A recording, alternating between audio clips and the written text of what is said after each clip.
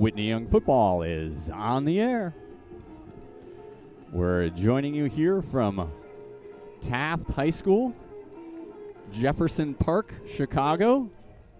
I'm here with Scott Clayton. Scott, how you doing tonight? I'm doing great. It's a beautiful night for football. Yeah, we were doing fine, and all of a sudden the rain started coming down, and I think this is what we're going to have tonight. I might have to actually put on the cube. Scott has his. You should. I think everybody should have a chance at some point to see our setup. We got Remy, our cameraman, is in a two-man pop-up tent, so hopefully our electronics stay dry during the course of the game, and we stay on air. That may prevent us from jumping in and doing too much with the scoreboard tonight. I think this is where we had some issues last year. But we do have a scoreboard here at Taft. So we'll just maybe ask Remy to take some scoreboard shots once in a while, and we'll fill you in on what's going on. I did, in fact, go to the cube. All right, so Remy. Scott is in his personal cube.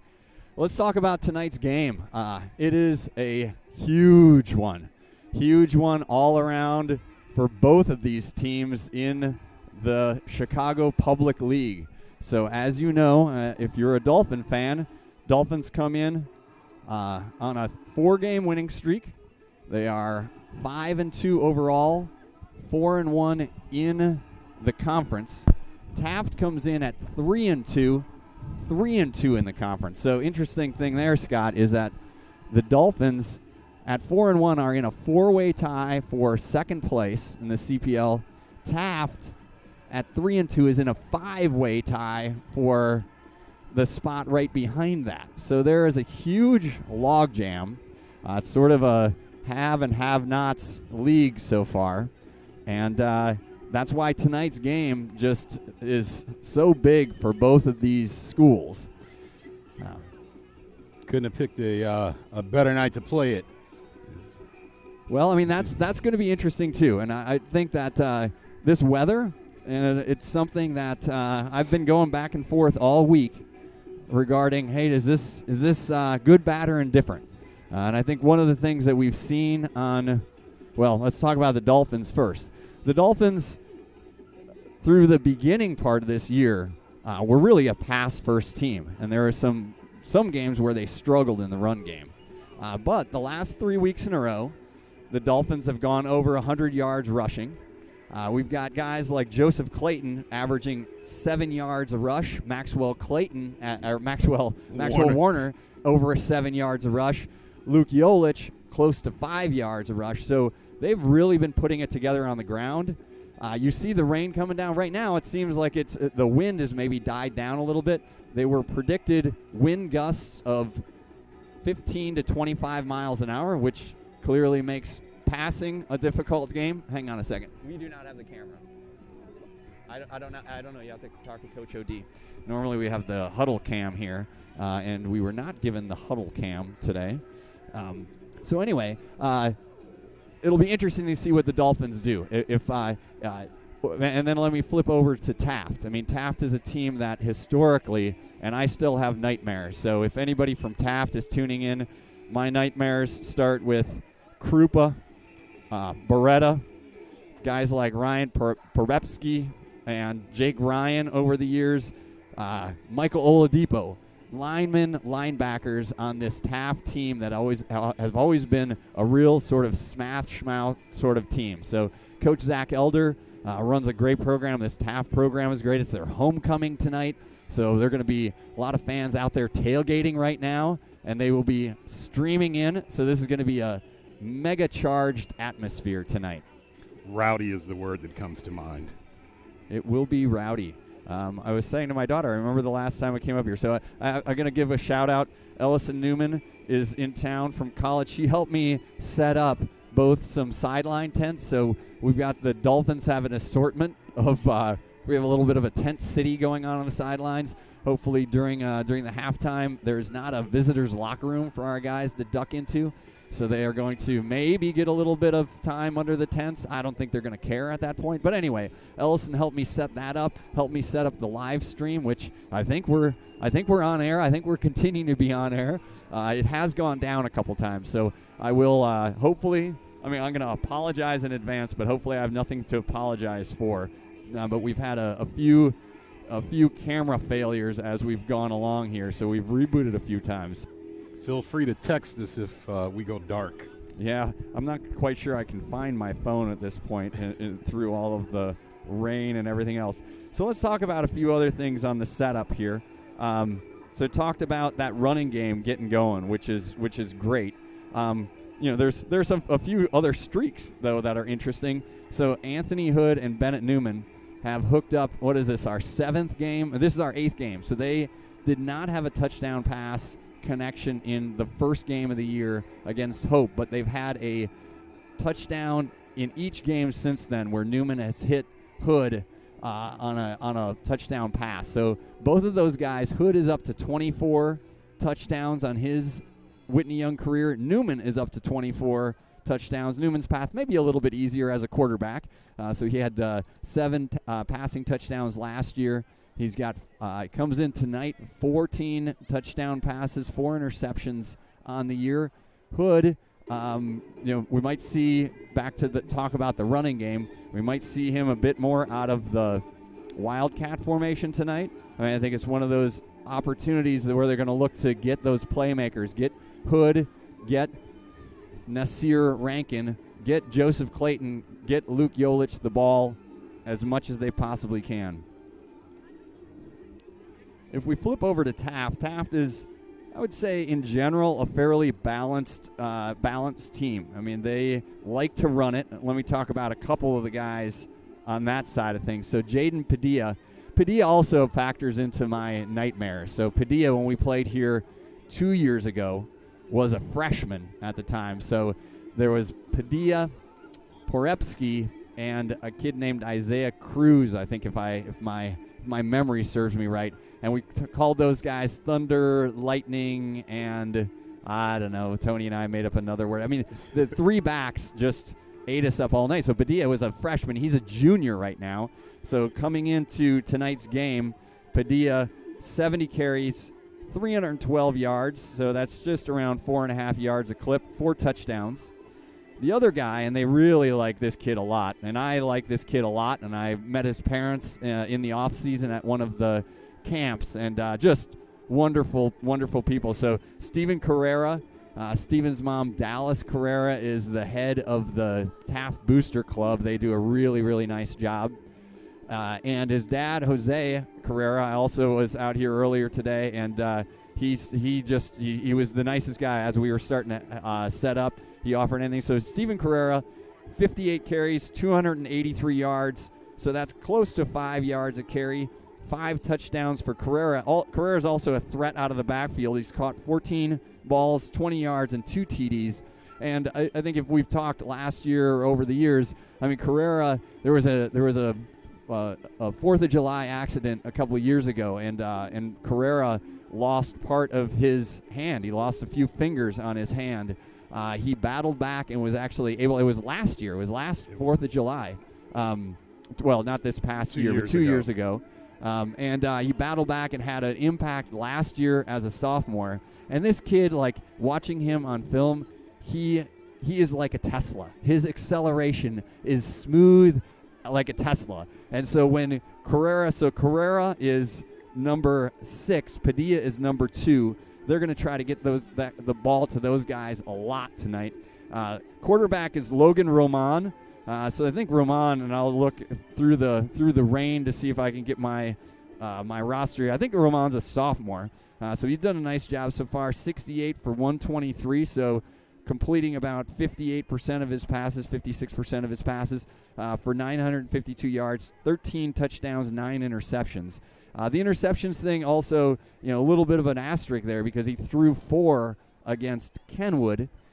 So a bunch in that game. And so otherwise, if you look at his numbers, pretty balanced. On the on the Dolphins side of things, if I get to those numbers, and we alluded to some of these things, Newman comes in 64 of 124 on the year for 1,055 yards. So Newman over the 1,000-yard mark. As I mentioned, 4 touchdowns, 4 interceptions. Newman will also mention to you, if you talk to him, about his 3 rushing touchdowns this year. As well he should. On the running side, talked about, 3-headed monster, Clayton, Yolich, Warner. So Clayton leading the way with 257 yards, averaging 7.6 yards per carry, 4 touchdowns. They were talking about Clayton being allergic to the end zone at the beginning of the year, but it seems like he has gotten over that allergy. Scott, whatever you guys did on that. His mom threatened him. Yeah. So Yolich with 227 yards. He's found the end zone once. Max Warner, a nice run last week. Max on the board again. So Max over the course of the year, 17 carries, 119 yards, and 2 touchdowns on the ground, 1 through the air. And as we mentioned, Hood leading the way with 385 yards receiving and his 6 touchdowns. Nasir Rankin, the sophomore, 320 yards receiving on 20 catches, so 16 yards per catch with 4 touchdowns. I talk a lot about those guys.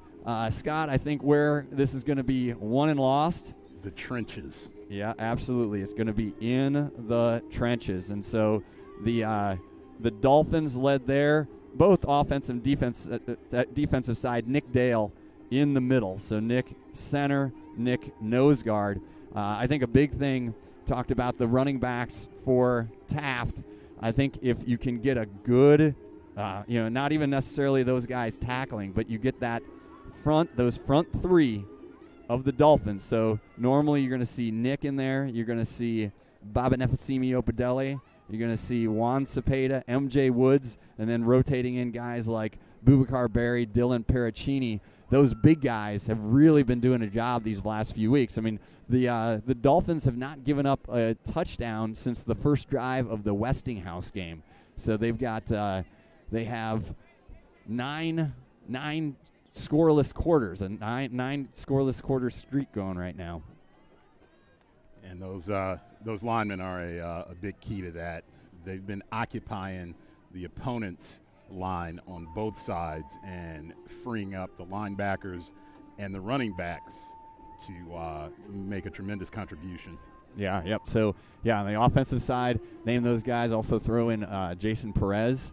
And I did all of this, and what I have is I haven't hit my interview with Coach Finger. So I did have a chance to catch up with him earlier this week. So let me cue that up, and he's going to hit on a few of those elements as well in his interview. Let me just check. Yep, looks like we're good there. All right. Thank you, Mark Duhan, for letting us know that we are on air. It's all going to be sketchy tonight. Just hope we switched out Wi-Fi, so hoping that works out. And now let's hear from Coach Finger. I'm here with Coach Daniel Finger. Coach Finger, nice win over Clark, qualifies you for the state playoffs. On the defensive side of the ball, another shutout. Haven't been scored on since the first possession of the second half against Westinghouse. Tell us a little bit about your defense. Yeah, no, it's been great. Coach O'Donnell has been scripting everything beautifully and getting our guys ready with specific game plans. And against Hyde Park, we went heavy to stop their run game, and then this past game against Clark, Coach O'D had us scripted to stop their wishbone and sort of their spread together, and so it did a really good job of that. But then it all starts up front. Juan Cepeda, Nick Dale, Baba Nefesimi Opedele, all getting sacks the past couple of weeks and playing really well. And then at the next level, Luke Yolich and Joseph Clayton have been filling gaps really, really well. They played downhill so hard. And then the edge setters, Aaron Champion has really stepped up and has played really, really well for us at the boundary side, outside backer. And then Jason Perez sets the edge really, really well. And I think he got his hands on a pass last week and all that. And then DBs have been attacking the ball in the air and getting the ball. So when you do all that, well, I know I've been talking about a lot of good things, but, that helps keep points off the board and it helps take the ball away. So I'm really proud of the way those guys have been working and excited to see them continue to do it. All right, offensive side of the ball, running game. Again, some balance. A little bit of a tough game from a flow perspective, just because you didn't have that many possessions. I think, for me, the run game definitely stood out. A couple big plays in the passing game, the 4th down conversion that Quinn Duhan picked up, and then the pass from Bennett Newman to Anthony Hood on that touchdown pass was nice to see as well. Yeah, it's, just pause here you've for heard the me say national it. anthem.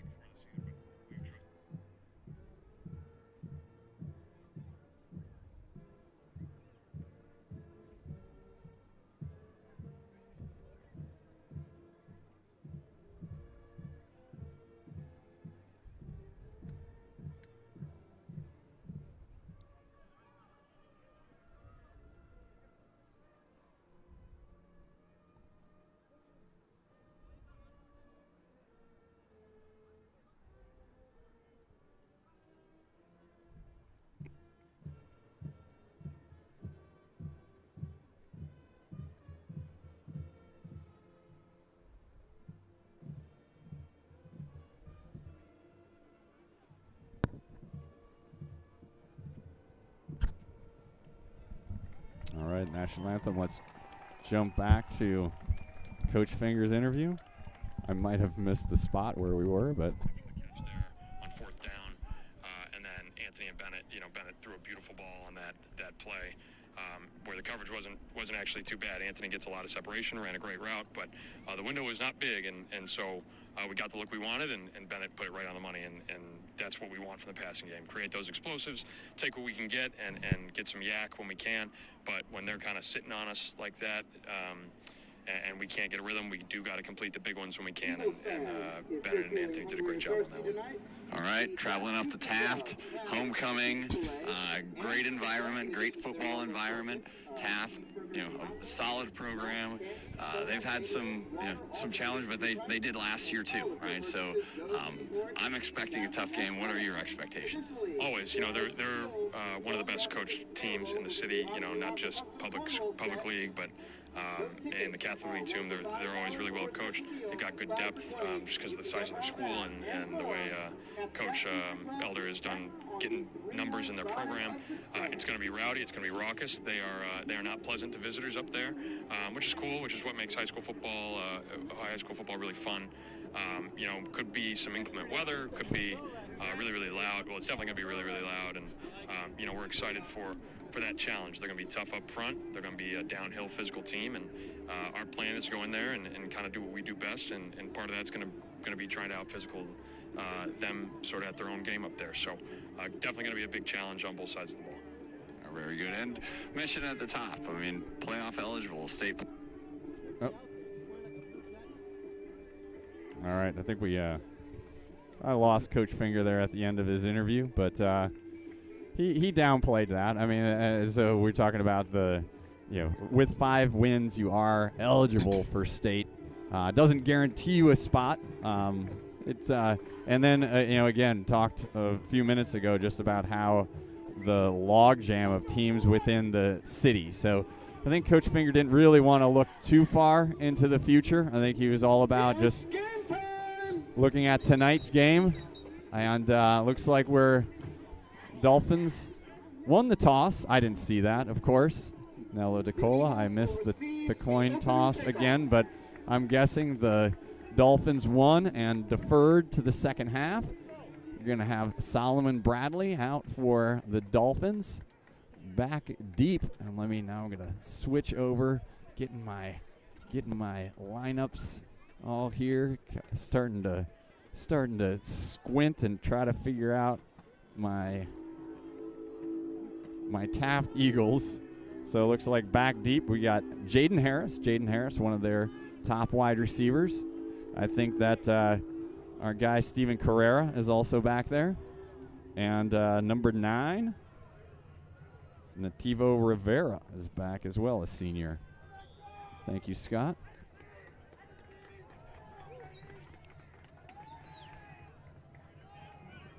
So we are getting ready to tee up here. We are thankfully in the parent section, so a line drive kick. That's off Carrera, and Carrera goes right down and covers it up at the 22. So Nice job on the line drive kick. Did what it was supposed to do. Yep. No return. Dolphins defense ready to lock and load. So defense led by Clayton and Yolich in those middle linebacker positions. Looks like we've got Baba Nefasimi, Nick Dale, and let's see, I think that's, can't tell on this side if it's MJ or Juan starting out, but linebackers, outside backers, Jason Perez, Aaron Champion.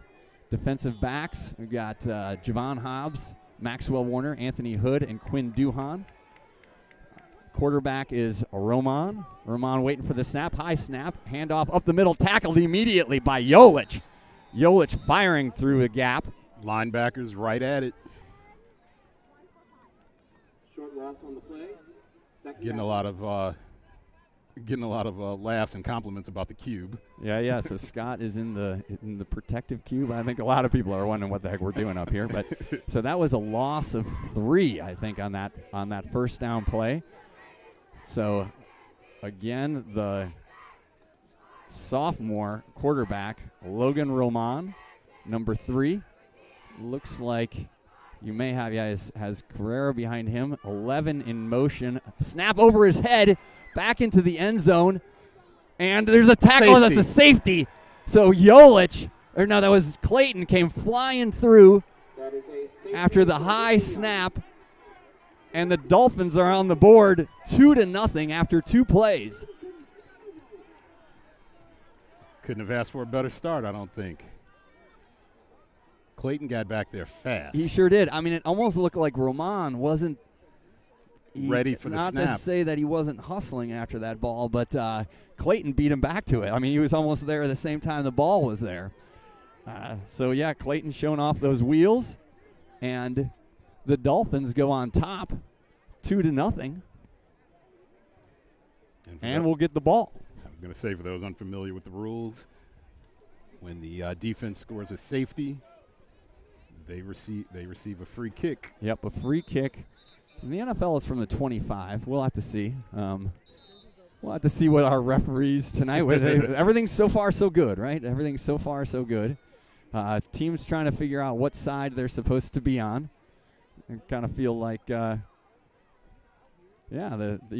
front line, Dolphins moving up here.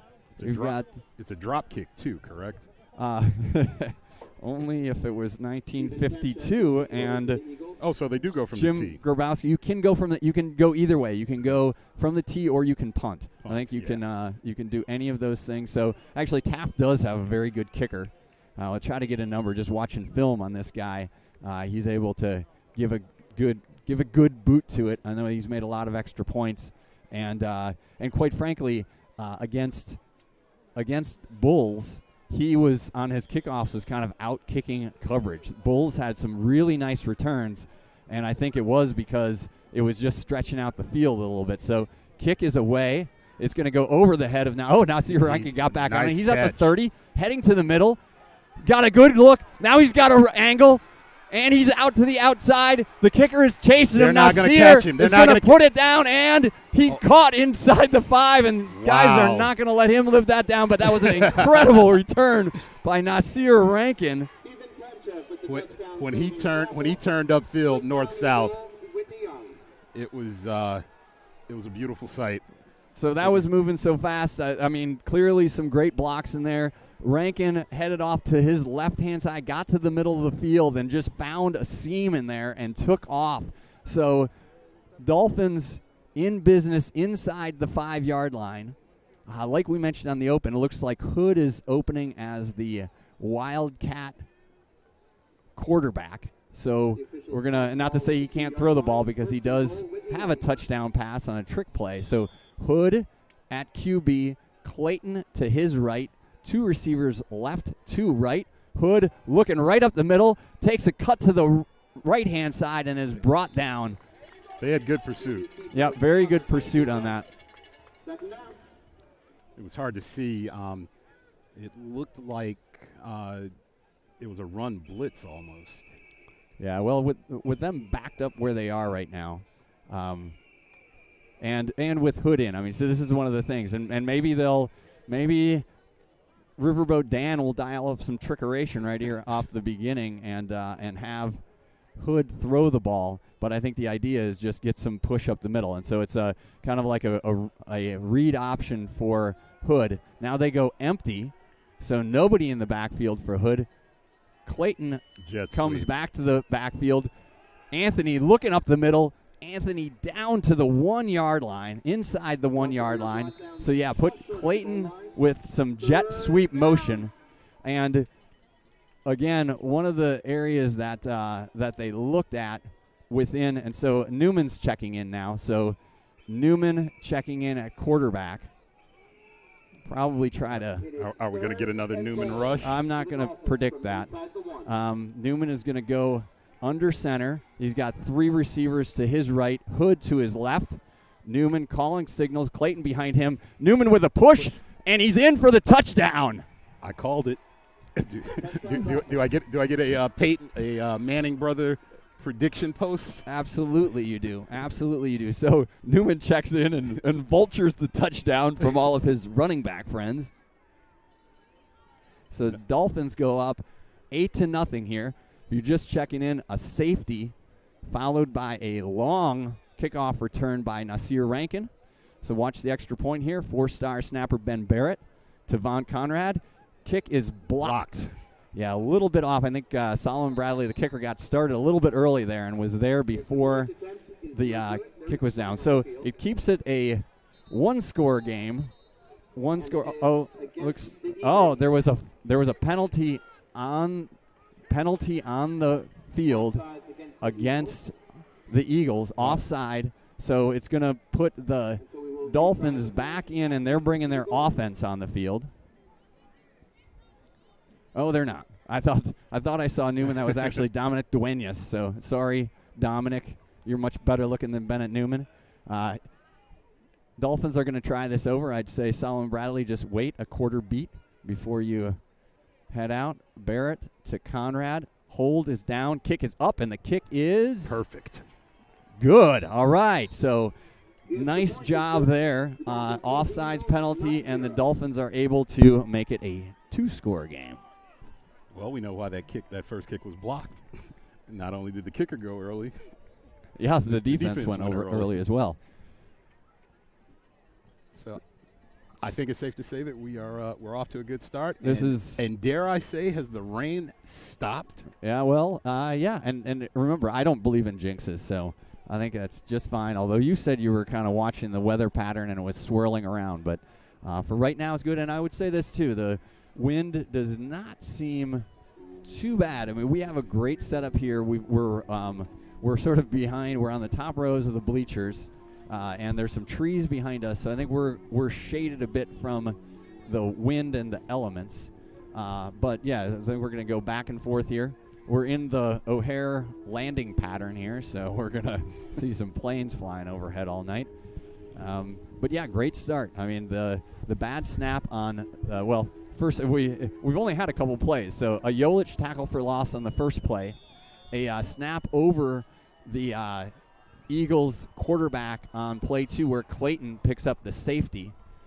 Then after two runs, Newman comes in and gets the 1-yard touchdown, and then the kick was good. So Bradley with the kickoff, really great pursuit down the field. Excellent and pursuit. Brought down Joseph Gray. Rivera with the kickoff return out to the 15. The Dolphins look a little fired up tonight. They are fired up. I'm fired up. But that was a great pursuit by Joseph Gray. Yeah, he really and turned on the Jets. Joseph's a guy that just every week is picking up a lot of confidence. So he came in, he's starting linebacker in the beginning. He got hurt in that Hope game, but you can really see him emerging as a talent, both on the offensive and defensive side. He's a sophomore. He's got a lot of great years in front of him. Great special teams play there. He showed some of that track talent on that play. Yep, so Boubacar Berry checking in on the nose. Roman, you got the motion man. Handoff to Petit up the middle. So he's got a nice run. Clayton's going to bring him down at about the 25-yard line. So Anthony Hood told me last night, we were talking about Padilla, and he said, Padilla is a man who doesn't like to get tackled. And that's not to say he's not tough. That's to say he's extremely tough. He doesn't like to get tackled. And so I think somebody was in the backfield there, maybe Bob Nefasimi, but Carrera or Padilla put his foot down and was able to get a nice gainer. Credit to Clayton shedding the block on that offensive line. So first down, Roman, the quarterback, Padilla next to him, trips or two receivers left and right, throwing immediately to Tanchev. So nice catch by him. So good delivery from Roman to number 10, Steven Tanchev. Roman is getting that ball out quickly. Yeah, he's not giving the lineman a he chance. sure did. And that was just a quick hitter. And again, as Coach Finger said, this is a really well-coached team. They are not, and they played the first half against Bulls. I think Bulls might have been ahead of them, and they came back and won that game 40-20. So they are resilient. So both backs. So I think it's probably Padilla and Carrera in the backfield. That's Carrera in motion, and it was a handoff to Padilla up the middle. Nice job. Maybe a gain of half a yard. Yep. Bob and Nefasimi. I think Clayton was Marcus in on that. Woods and Clayton. So they tried, and so you saw Carrera come in motion on this side, and they try to get him the ball on a lot of. You'll see another play that is a favorite in their book is the middle screen. So they like to get the ball to their running backs, sometimes handing off, sometimes through the middle screen. So Roman, I think he has Carrera to his right. Roman looking at his play call sheet. He's got trips to his left, single receiver right, looking left. Jason Perez scooting in. Bob Nefasimi, nice hit, Clayton. So good pressure off the edge. Roman kept it. Roman got a few yards up the middle, but then Clayton from his linebacker spot shot out of a cannon. I think Roman will think twice the next time he steps up to scramble. So Carrera, number 6, comes off. On the D line, you got Barry Gordon III, Harrison Gassa. So we're going light on the D line right now, along with Baba Nefasimi Opedele. So Coach O.D. giving some different looks here. Different looks, linebackers, Perez, Yolich, and Clayton. So 3rd and about 7. Roman, the quarterback, motion man to the left. Roman back, looking up the middle. He's got some room to run up there. Anthony Hood taking him out of bounds, but he picks up a first down. So Roman did a nice job. Good coverage on the backside for the Dolphins, but that opened up that middle. Roman, and that's often like one of those areas that you can see when something develops that far. There was some room in there as those linebackers were in coverage. Yeah, they dropped back into a zone, and they exploited it.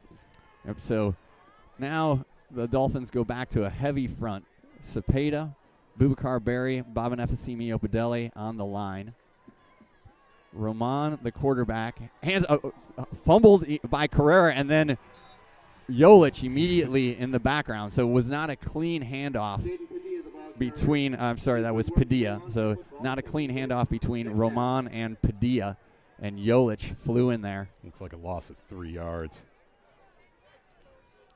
Dolphins keeping me on my toes. Now they rotate Nick Dale back in at the nose. I'll try to do my best. So Roman, quarterback. Carrera is number 6 behind him. You got 3 receivers bunched in to the right-hand side. 2nd and long. We've got like some movement on the front. On the left side of the Taft line. Yep, so false start against the Eagles. That'll march it back 5 yards. So back to the 50-yard line. They've got to get to the 32. 32. Right to the 32. They got to get to the Dolphins 32.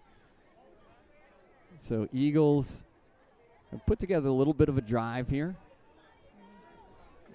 A nice run, a couple runs, run from Padilla, run from Roman. Also nice pass from Roman to Tanchev. Motion man. Roman back to pass. He's looking for that middle screen and completed. Nice pass and catch. Completed out there to Jaden Harris. So I think they were going to that screen. He was looking middle, but Roman did a nice job getting to his secondary read and getting it out to Jaden Harris. I believe Harris is their leading receiver on the year right now. Tanchev actually leading with 22 catches, but Harris has, well, he's got 3 catches for 111 and a touchdown, so got a nice yards per carry or yards per catch. I think those Dolphin defensive linemen are they're getting close. Yep, so 3rd and 7. 2 receivers right, 2 left with a slot receiver. Roman back to pass. Looking over. Nice coverage by Maxwell Warner, bringing down Steven Tanchev immediately. I'm sure this is 4th down territory for the Eagles at the Dolphin 41-yard line. Looks like they're going for it. Oh, actually, yeah, it's a 36, sorry. At the 36, and they've got to get to just outside the 32. So, again, a well-coached Taft team. They've got a deep playbook. They're going to run number 1, Diesel McFadden, far to the top of your screen. Jaden Harris also to the left. 2 receivers right. Padilla next to Roman. Roman looking out. He's got, would have liked to. That was, I think it's his brother, Jorge Roman. Would have liked to have seen the Dolphins jump that passer out. That ball seemed to linger in the air for a while. Well, so Roman is a sophomore, and he's looked pretty good so far.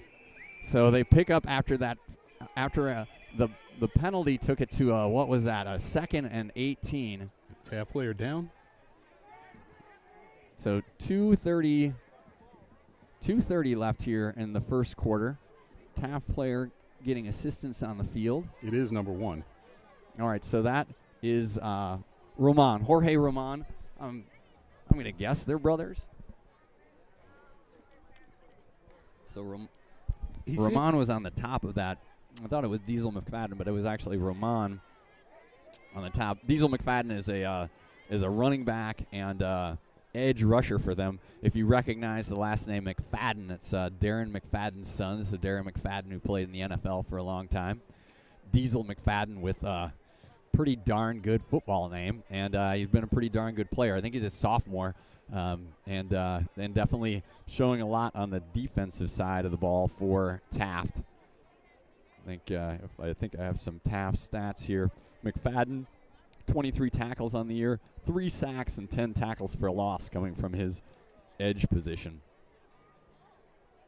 Interesting. I'm a little concerned about the down player. He seemed to be okay, and then he took himself out. Well, it's a little early in the game and a little bit cool to call for cramps. Well, he was actually pointing to his head, his jaw. Yeah. Okay. So maybe on the hit and the trip to the turf. So we'll hopefully he's we'll okay. see him. Looks like number 9, Nativo Rivera, checks into his spot. Steven Tanchev, number 10. So those guys are to the far side of the field. I'm having a hard time from here seeing if that's Carrera or Padilla in. But first down, handoff up the middle. Nick Dale almost able to bring him down, but still picked up a few more yards. I think that was Carrera. So they're going to go hurry up. So it was Padilla, actually. So hurry up, Padilla, back up the middle. That time he stopped immediately by the middle of the Dolphin defensive line. So we'll call it Baba Nefasimi and Nick Dale. Looks like Yolich was also in on the stop, and I'm sure Clayton was in on the stop. The umpire wasn't even set. His back was turned when they snapped the ball. So, again, something we see. I mean, last week we were struggling with the broadcast because Clark literally took a minute a play. Here we're seeing a lot more action, a lot more activity, so hopefully that's good for you at home. It's good for us here at calling the game. Clock running, 1:25 left here in the first quarter. Dolphins on top 9-0, but the Clark Eagles in business here. Taft. Third down. Taft, sorry. Yep, they're Eagles. They're just Taft Eagles. Ramon with the snap, looking right. He's got a receiver, and it's broken up nicely. Broken up. Joseph Clayton on the breakup. Pass ball's incomplete over the middle. That was attempted for Steven Carrera, I think. So Carrera out of the slot. No laundry on the field. So fourth down. Eagles talked about them having a good place kicker, but this is probably a little long on a night like tonight.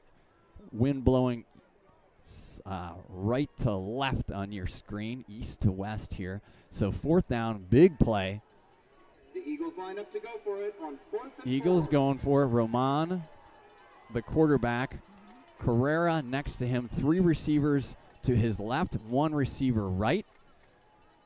Dolphins looking like they might blitz. Dolphins bringing some pressure. Broken up nicely on the play by number 5, Quinn Duhan. Little Akron PBU. That was actually a very smart play. The interception would have been a loss of yardage. By knocking that ball down, that's the difference of about maybe 10 yards.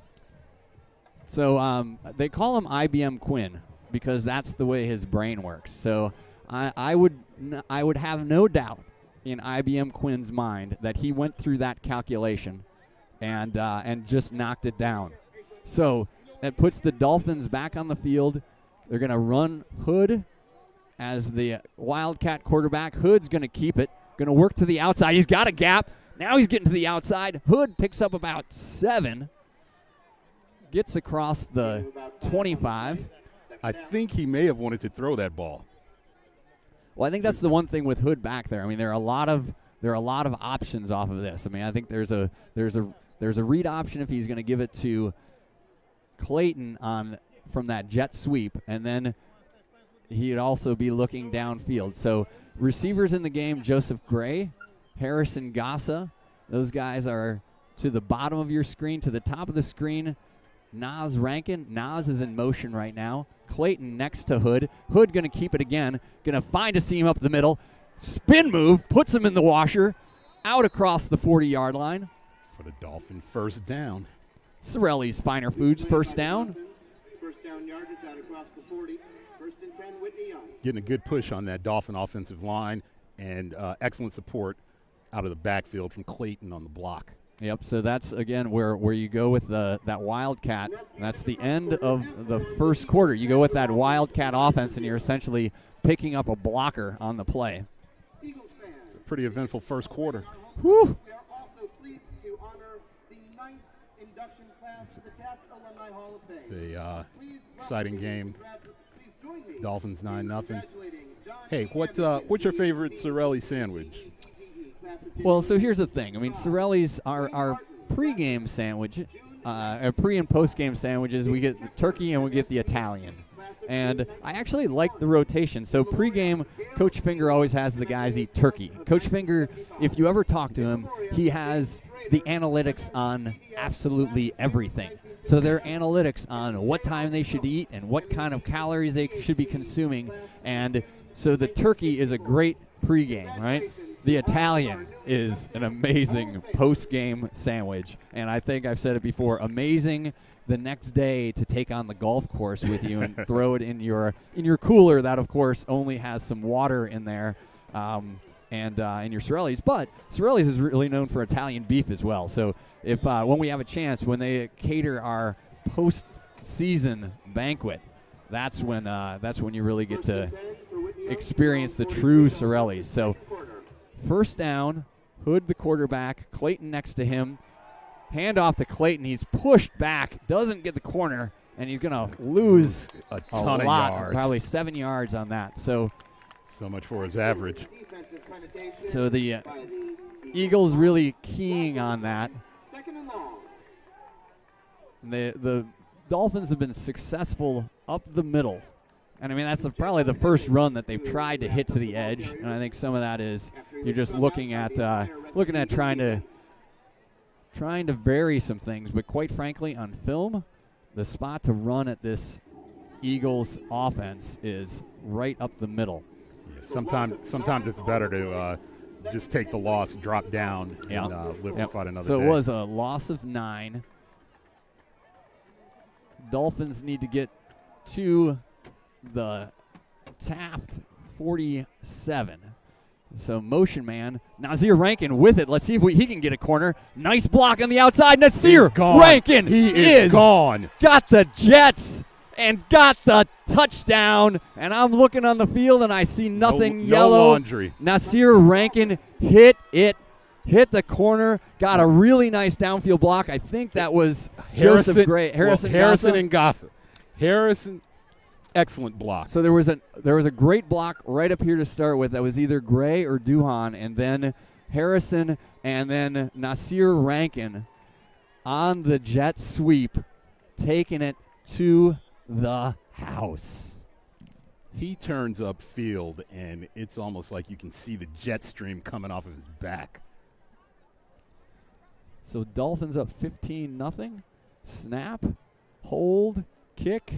Good. Oh, bounced in. A little doink. A little doink. A little doink. I was calling it good.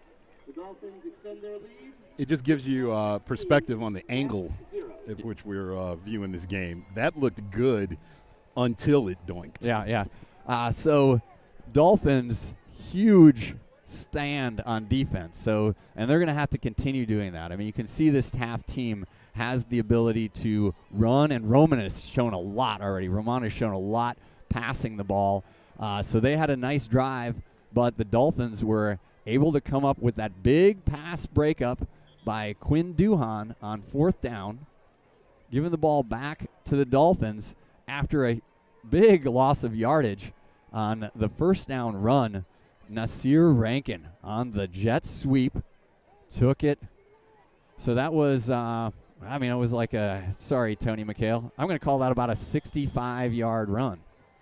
Credit to the Dolphin coaching staff. It looks like they've made some in-series adjustments. The Taft defense is trying to correct what I think you saw in the previous games, having a soft middle, and the Dolphins attack the edge. Yeah, so the first, and we did talk about that. They were going up the middle, so you're right. I wasn't watching that stuff close enough.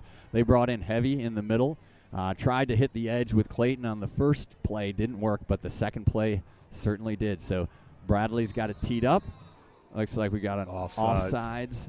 Flag. Kind of interesting that it was, do we have, a delay of game, I think he called. Oh, wow. Well, so they didn't have the right ball out. Penalty is on Whitney Young. So they brought the kicking ball out, and I think that's what the call was. It was, and at least that's fine. I mean, keep that clock on the field and keep it to 40. It's good. Bradley gets it going that time, just sprints back into his position. So ball teed up at the 35. Dolphins set to go here. Kick is away. Kick is deep. I think that's Harris back there. He's at the 20. He's at the 30. He's still on his feet at the 40. Nice block. His knee was down. They're blowing the whistle. They're blowing the whistle. They're blowing it dead. His knee was down. I mean, so it kind of one of these interesting calls because The officials ruled that the returner's knee rushed the turf. All right, so 40. Taft, parents not happy, student section not happy. It did look like his knee was down. So he picked up some nice blocks, and he may have sprung that because I know that the one block right here in front of us at the 45 was on Solomon Bradley, the kicker. So Harris showing some wheels back there as a kick returner. He had a nice catch also on that second Taft Eagles possession.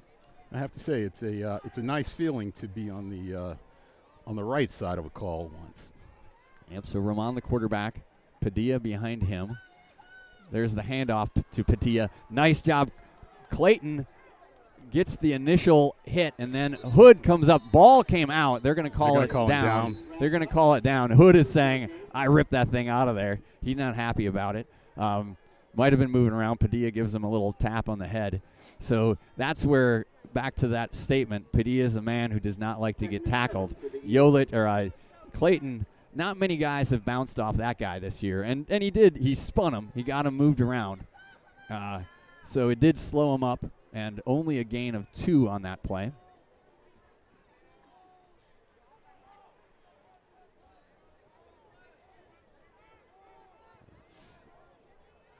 So I'm gonna have to pick out a way to tell Padilla and Carrera apart, because I can't when they're in the backfield. There's a handoff. Oh, and that was a Aaron Champion got awful lucky there. I don't know if it was his foot or the offensive lineman's foot. It was the offensive lineman. Yeah. So that was Carrera ready to hit the turbocharger on his Tesla around the right or around the left end, but just got tripped up.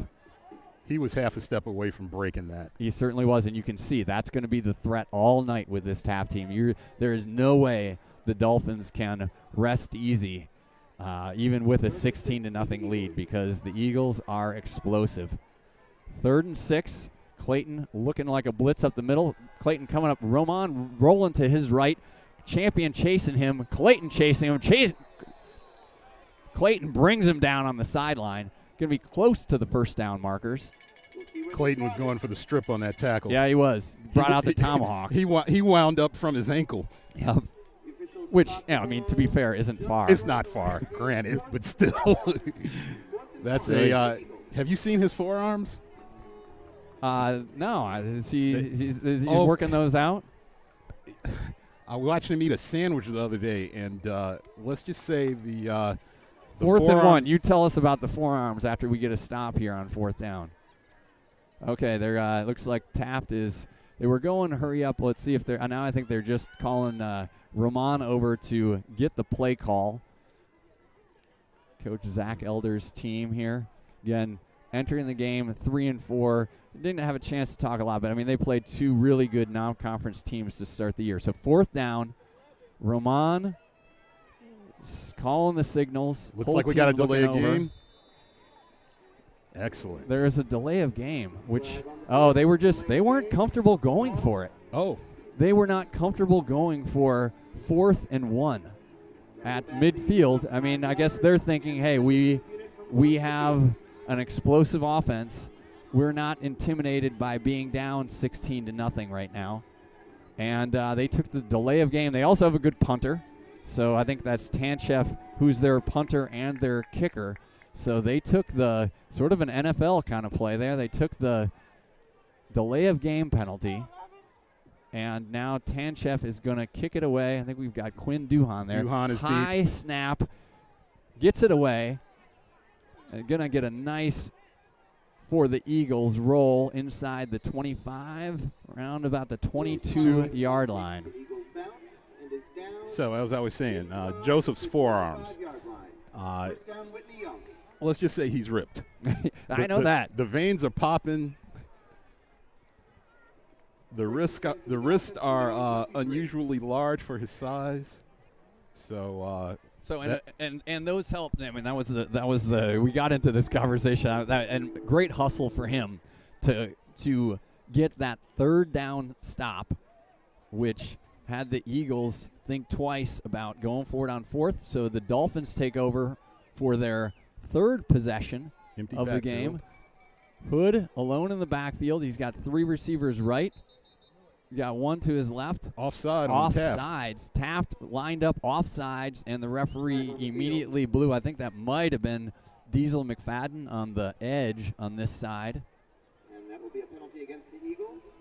Not to call out Diesel if it wasn't him. I just saw that the referee was pointing to the far side, so I think he was looking down the line. 5-yard penalty.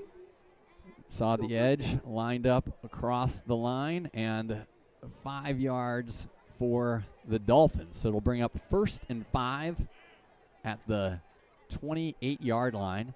Again, Hood running that wildcat position. Looks like he's got Yolich next to him. Nasir Rankin in motion. Hood looking for a seam up the middle. Puts his head down and picks up a couple. So maybe 2 up the middle for Anthony Hood on that 1st down play. 7:40, 7 minutes 40 seconds left here in the second quarter. Again, Dolphins leading 16-0. A safety, off of a bad snap. Then a long kickoff return, free kick return by Nasir Rankin inside the 5 of Bennett Newman, 1-yard touchdown run. And then a Nasir Rankin 65-yard, let's call it that, end around on a jet sweep for a touchdown. That's got the Dolphins up 16-0. So Nasir Rankin, talked about on the open, getting those dynamic guys, getting the ball in the hands of Anthony Hood, getting the ball in the hands of Nasir Rankin. There's the ball in the hands of Hood, and he works his way, still picking his way. First down, his legs are still moving. Anthony all the way out to the 45-yard line. That was an excellent run. He shed at least 3 tacklers and just kept those legs pumping. Dolphins are fired up, and Anthony leading the way. Anthony Hood. Anthony collects the play from Coach Eddie Boucher. And again, we talked a little bit, you talked about the defense making some adjustments. Offense, I think all week they were thinking about this. They saw this on film. They saw where, and now we'll watch Taft a little bit. Now, do they counter? So they're bringing their inside linebackers up. So it's a 4-2 nickel setup. Hood, quarterback. Hood giving it off to Yolich. Yolich putting his foot down. The pile. Yep, absolutely. So first down run, and he picks up a nice gainer to the 49. So about 5 yards on first down. Bob and Efesimio Padelli lost his hat. Yep, lost his head, so he's coming out. Dylan Paracchini checking in. Also, Yolich checking out. Clayton checking in at running back. So Dolphins knocking on Clark. I keep saying it's like, come on. I'm just going to call them the Eagles. Knocking on Eagles territory right now. So at the 49, Hood at quarterback. Clayton behind him. Handoff to Clayton. Clayton across the 50. I think we're going to get a hold probably on the middle of that line. Yep, so holding against the Dolphins. So that'll back it up. It'll be 2nd and 15 after that hold. So it looked like it was in the middle of the line. The last time the Dolphins lost yardage, didn't phase them, kept with the running attack. We have not seen a pass yet tonight from the Dolphins, which, this is a team coming in that was passing twice as much as it was running. But adjusting to both what they saw on film for Taft and also for the weather conditions tonight, for at least right now, are fine. I mean, it's very windy. The rain is holding off. So 2nd and 15. Hood looking to the left-hand side. It's stacked up nicely by the Eagles over on that side. I think we might have had a whiff on the block by Clayton. Yeah, it looked like Diesel McFadden on the backside of that chased it down. So we'll see if on this, if the Dolphins if they check Newman in at quarterback, or if they're going to keep going with Hood. And I think maybe with the 3rd and 15, they're going to play a little bit more of a possession game here. Now I'll say that, and Anthony will throw a 50-yard pass here. So you got Gray and Gassa as the receivers on this side. Rankin out on top. Nasir in motion. Handoff up the middle to Yolich, and that does not fool the Taft Eagles. So they tackle Yolich, no gain. So that brings up 4th down. Got about 3:50 left in the half. 3:50 clock running here. 16-0 Dolphins. Looks like we've got Solomon Bradley back to punt. He's going to have some wind sort of behind him. Again, kind of coming to our backs. There's a nice snap. Oh, he drops the ball. And he's tackled, and I think the ball is still loose. So Taft in business here. It was a good snap and just a drop on that. Maybe saw some rushers coming through there. But that turns the ball over to Taft deep in Dolphin territory. Let's see if Dolphin defense can hold up. Yep, so at the 28. So also talked a bit about just the ball security and the turnover battle. So the Taft had the bad snap on their second play of the game, giving up the safety. And now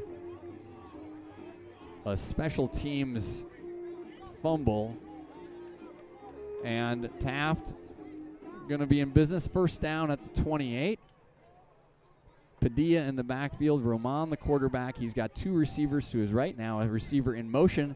Jet sweep. Action on that. And runs directly into Joseph Clayton. So that was Jaden Harris on the jet sweep. Also something that was well documented on film. I mean, they do run him in motion a lot.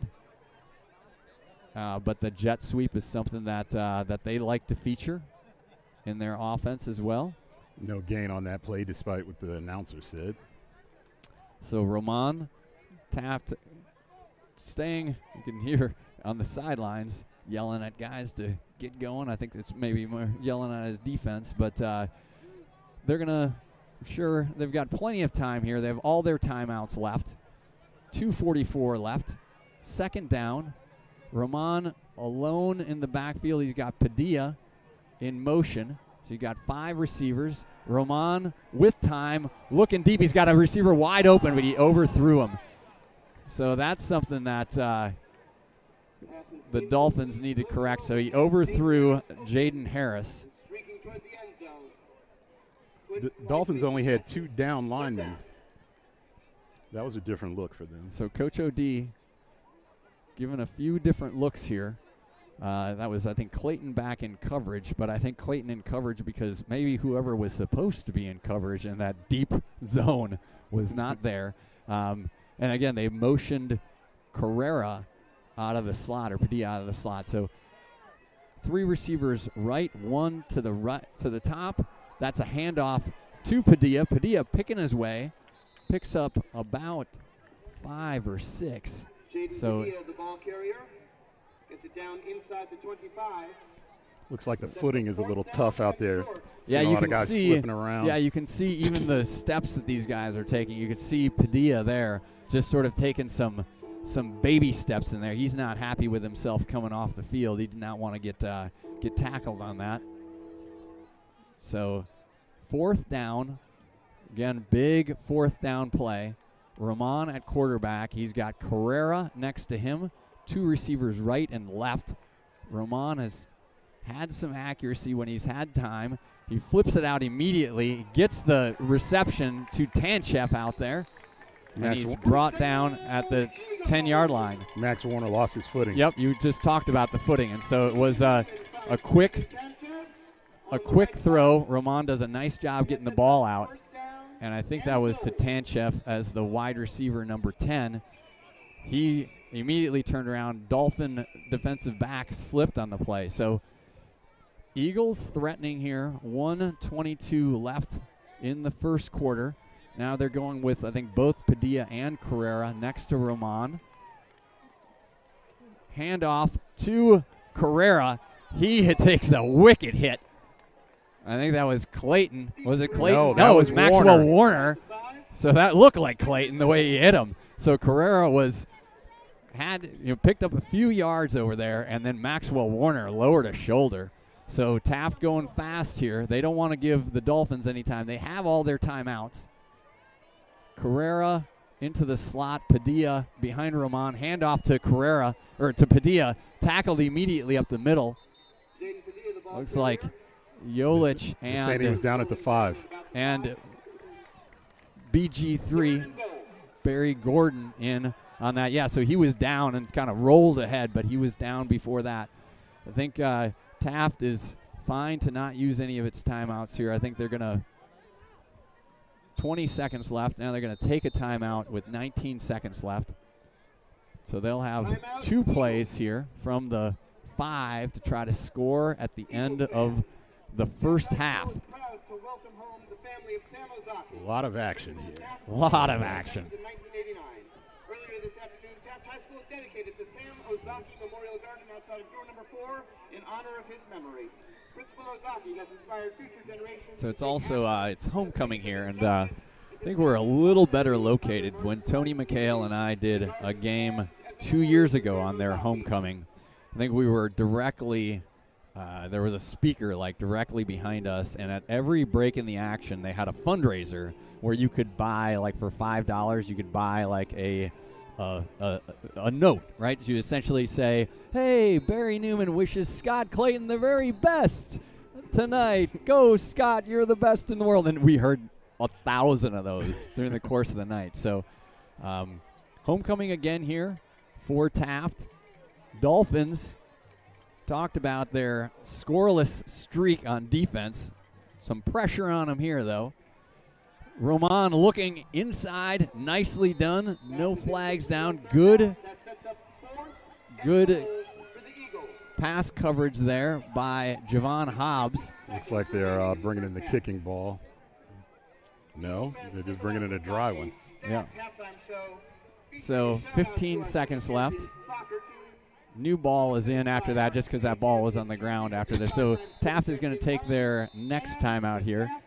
I'll just tell you that. I'm not going to actually go in and change the scoreboard on that, because the less I have to jump inside the tent, the better here. But, yeah, so heck of a first quarter, first half. Hope you're enjoying it at home. Hope you've got your Sorelli sandwich and your beverage of choice queued up. I'm definitely enjoying it. We hold the rain off for another half of football. Yeah, that makes it a lot nicer. I mean, when we were setting up, and like the forecast was bad today, and it's been bad for a week. And even when we were coming out here today, I said to Ellison as we were setting everything up, it was like it wasn't raining as we were setting up, and it was just so much better. I can't imagine having to try to set this up in the rain. So fourth down, Roman, the quarterback, number 2, Padilla next to him. He's got 2 receivers left, 2 right. Roman back to pass, looking over the middle, tipped. And it's broken up in the end zone by Anthony Hood, maybe tipped at the line of scrimmage as well. That ball was tipped. And the Dolphin defense holds. 11 seconds left here in the first half. And Dolphin offense or defense holds after the special teams gaffe and keeps that scoreless streak alive that started in the Westinghouse game. So I'm not going to say it until the end of this quarter. So here we go. Bennett Newman gets to come in for this. Newman has been in for one play. If you're just joining us, Dolphins going all Wildcat so far with Anthony Hood at quarterback. Newman was in for one play, a 1-yard touchdown run. Now Newman is going to be in under center, and I think he's just going to be taking a knee here. That's going to hurt his rushing Newman. stats. Oh no, but he tries to run it, and I don't know if the coaching staff's going to be thrilled about that. But I have to say, it tickles me because it does not diminish his rushing stats. He's still positive. So I love it. I'm watching the sidelines, and both Coach Kyle and Coach Finger, gave him a low 5. So I guess it was. Hey, Bennett, take a swing at it with your. Because if Bennett hits the Jets, who is going to catch that? He's got some gaudy stats. Got some gaudy stats. His 4th rushing touchdown of the year, and there we go. We're heading to halftime with the Dolphins leading 16-0. Let me get us over to our halftime. I wasn't sure I'd be able to even reference my halftime notes given the rain. Now I got to try to concentrate while the PA, I think they just cranked it up a few notches. I think Taft has 11 on the amplifier. So anyway, let's talk about some Chicago Public League football. So I mentioned on the open the 4-way tie. So Morgan Park leading the way at 5-0. Morgan Park also ranked top 3 in the state at 5A, and in the overall Chicagoland rankings, I think they were 15 last week. Whitney Young, Amundsen, Simeon, Kenwood all locked in at second place at 4-1. And Phillips, Bulls, who we play next week, Lane, Taft, and Brooks all entering today's game at 3-2. So games going on at the same time right now. Amundsen at 4-1, big upset win. I guess, I guess I'd just say unexpected. Amundsen's one of those teams that got elevated from the white division last year up into the red division. So they are 4-1 now. They take on Clark at Rockney. Morgan Park at 5-0 is going up against Brooks. So Brooks at 3-2. Morgan Park just continuing to roll, with Marcus Thaxton, their quarterback. Chris the Slim Reaper Durr, who committed to Wyoming a couple weeks ago. Tyshawn Griffin, as we know, going to Illinois. Westinghouse is at Bulls Prep. So when we talk about our clusters, we are in a cluster in the red division with Westinghouse, Bulls Prep, Taft, and us. So everybody in the cluster playing tonight. Westinghouse comes in at 1-4, Bulls Prep at 3-2. So big games there. Other games tomorrow. Lane takes on Curie at Rockney. Perspectives visits Simeon. Phillips plays against Hyde Park, and then UP Brownsville is against Kenwood. So, I think that the games that you're really watching there talk about that Westinghouse Bulls Prep game. Interesting, just started to get into some of the film on Bulls Prep, but Anthony Hood mentioned to me is like they look a lot like Westinghouse. They've got a quarterback that is shifty, like Askaya Bully is from Westinghouse. So we'll get into that a little bit more next week. A few of our other games, our friends at Hope Academy have a game against McNamara. Hope keeps rolling along. They've got their top 10 ranking in 1A, and we want them to keep winning because every win for them counts on the positive side of the ledger in how they look at some state seedings. Number 1, Mount Carmel, is against Providence, so our best wishes to Byron Dawkins, the QB1 quarterback coach who just got named the OC over at Providence, so he's had a heck of a second week assignment. And then St. Ignatius is at St. Viator. Some of the big games around the area. Number 9, Barrington taking on number 12, Palatine. Number 22, St. Lawrence against number 18, St. Rita. Number 10, York. York got upset last week. They're at Lions. Batavia at Wheaton Warrenville South, and Lincoln Way East at Sandburg. Sandburg actually the last team in the regular season, I think, at least a conference team that has beaten Lincoln Way. Lincoln Way rolling along again at number 3.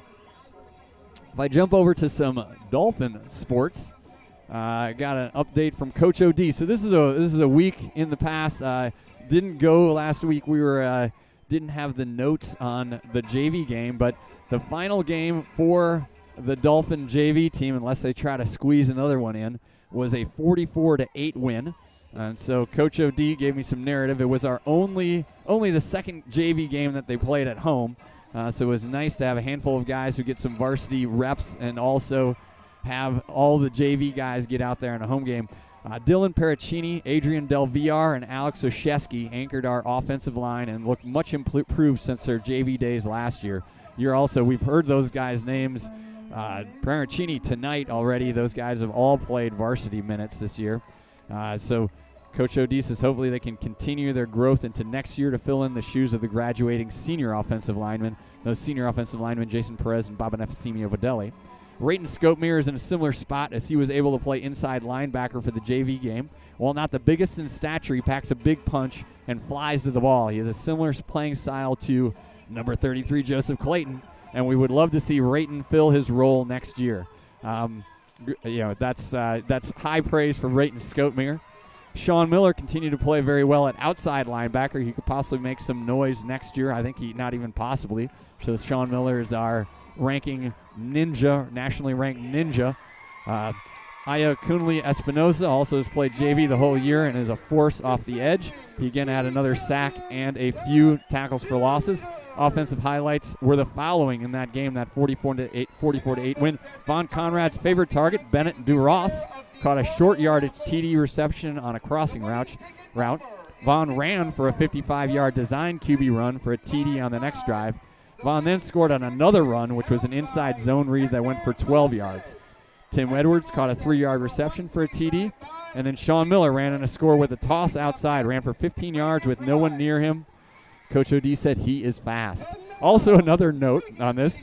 So we mentioned Hayden Petrulis. Hayden is a girl who plays quarterback on the flag football team. Getting some reps along in there with my fantasy quarterback, Sonali Angus. But Hayden also plays JV football. Hayden completed a pass. And then Coach O.D. mentioned she also got sacked, but she was okay. I'm glad he added that in. He said on the final play, Hayden was at the 10-yard line. Coach O.D. sent in the play isolating Sheldon Williams on the outside for a fade. And instead, Hayden told Sean Miller to run a swing pass, which ended up for a loss. So Coach O.D. said all her flag success is going to her head. But great to see Hayden out there. Great to see that entire JV team, which only lost one game all year. Going to switch over to soccer. So to my good friend Jason Hockman sent me this update. Whitney Young squared off against these Taft Eagles in the city semifinals last Saturday. Whitney Young dominated regulation and controlled the pace of play. The Taft goaltender in all-city selection was outstanding, thwarting multiple Whitney Young attempts. The game ended tied and moved to penalty kicks. After 3 rounds, Young was down 3-1 with 2 rounds left in penalty kicks. Young needed goalie Tommy Lyons to stop the last 2 kickers. He did exactly that, and with Cole Hockman and John Stanton each making their penalty kicks, forced sudden death. In the 6th round, it was not meant to be, as Young's penalty kick was stopped and Lyons was unable to stop the Taft kicker. Taft won 4-3 on penalty kicks. Taft would go on to the city championship. If you were watching, they were actually out collecting that. It was sort of it was the what will you call that? It was a mood killer, but if you were watching the screen, you knew how this was going to end. So Taft won the city championship on Wednesday after they dominated Sarah Good STEM 4-0. Young traveled to Niles to play Notre Dame College Prep on Tuesday. Young looked to have the win in hand with goals from Simon Scoden and Cole Hockman with a 2-1 lead as time worn down. However, Notre Dame scored with 4 seconds remaining to get the tie. Young begins their state playoff run on Tuesday against Kenwood. Young has played well against top 20 teams in the state this year with a record of 2-2-3 in those games. So Dolphins have played 7 games against top 20 teams. So I know during the course of the year sometimes that can be a challenging schedule, but hopefully it pays off on the state run, and we're looking for a great state tournament for the Dolphins. A few other shout-outs. Congratulations to John Stanton and Reese Krushke, who were named All-City. Cole Hockman and Garen Petrulis, Hayden's cousin, were named All-City Academic. And Cole Hockman, Sam Henley, and Garen Petrulis were named All-Conference. So thanks again, Jason Hockman, for that update. Flag football, 56-0 winners. I contacted Coach Spann today. She said she's had so much going on, she wasn't able to get me highlights of that. But I will say her team dropped a banger of an Instagram post that honored her this week. They move on to the Elite 8 this weekend, playing against Simeon. So I think they've got Simeon tomorrow. So they're in the final 8 in the city playoffs. Volleyball, senior night this past Tuesday. So shout out to seniors Claudia, Willa, Shisty, Sonia, and Sydney. So they're advancing to the city tournament. I think that gets underway. I think it's already underway. I think they might be in the second round on that. And then if we go to golf, Henry Ryland closed the season. Henry qualified for state. Didn't make the cut, but a great season. Great career for Henry Ryland. He won the city championship last year and had a really nice run this year as well. So Scott, let's what were the lot of highlights in that first half? Take us. What are your reflections as we've got about 4 minutes 30 seconds before the teams get back on the field? Well, obviously the Dolphin defense. I mean, to first of all maintain their scoreless streak and to stop Taft on that last series, that was just tremendous. They showed a good deal of poise. They kept their heads. And even with Taft getting that first down and having goal to go to to really tighten it up, put pressure on the Taft quarterback, and force the turnover on downs. I think it just speaks volumes to how good this Dolphins defense is. Yeah, so 2 big fourth down. I mean, that one being the biggest here at the end of the half with Taft inside the 5-yard line. The second down run, nice tackle up the middle, bringing down Padilla, and then 2 nice pass breakups. I think it was Hobbs and then Hood with the PBUs at the end of that first half. Yeah, and then to go a few series back, I mean, Clayton's tackle to stop them. Absolutely. 1 yard to go, and Duhan's not just the pass breakup, but the wherewithal to not intercept that ball and maintain field position. Yeah, and so this has been a fun game to watch, and again, I think it's you can see what Taft is able to do. I mean, they've put together, some long drives where they both, they're showing those explosive running backs, Padilla and Carrera, and have been, quite frankly, a shoelace away from hitting on some of those big runs.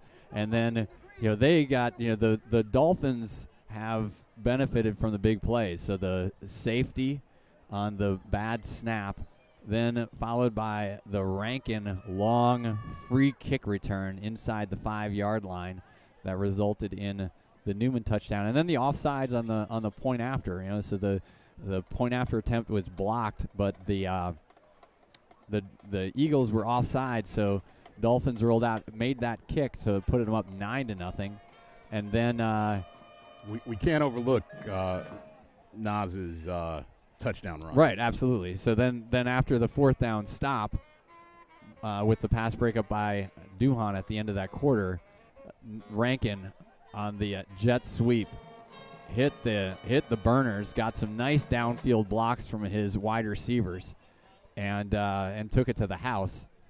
And then the kick there was good, giving us the 16-0 score. Dolphins do receive the kickoff here at the start of the first half.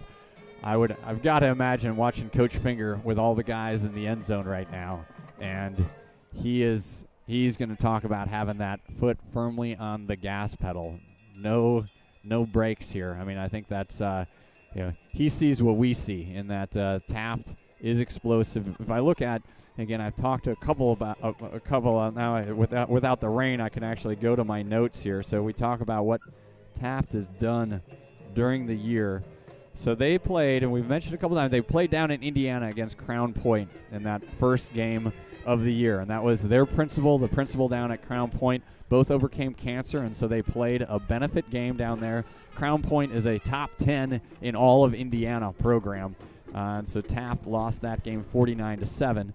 Then they went, they hosted Stevenson here. So there aren't a lot of high schools that are bigger than Taft. Taft is in at about 4,000 people, but Stevenson, who knows? That's like Stevenson has its own zip code, I think, up there. So Stevenson, 53-24 wins. But again, Taft can put points on the board there, even against a big 8A school like Stevenson. Then they started on a 3-game win streak. So took down Brooks, 28-0. A big win over Lane Tech, 20-7 at Lane.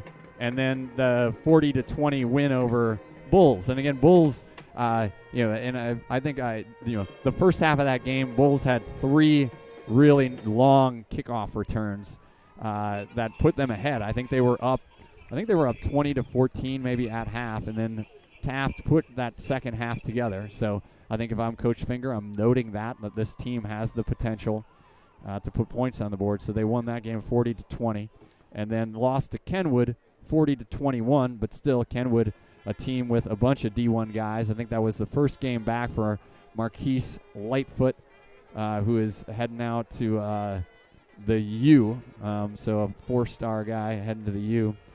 And then last week, the upset upset loss by Taft to Amundsen, 24-16. So that's their season.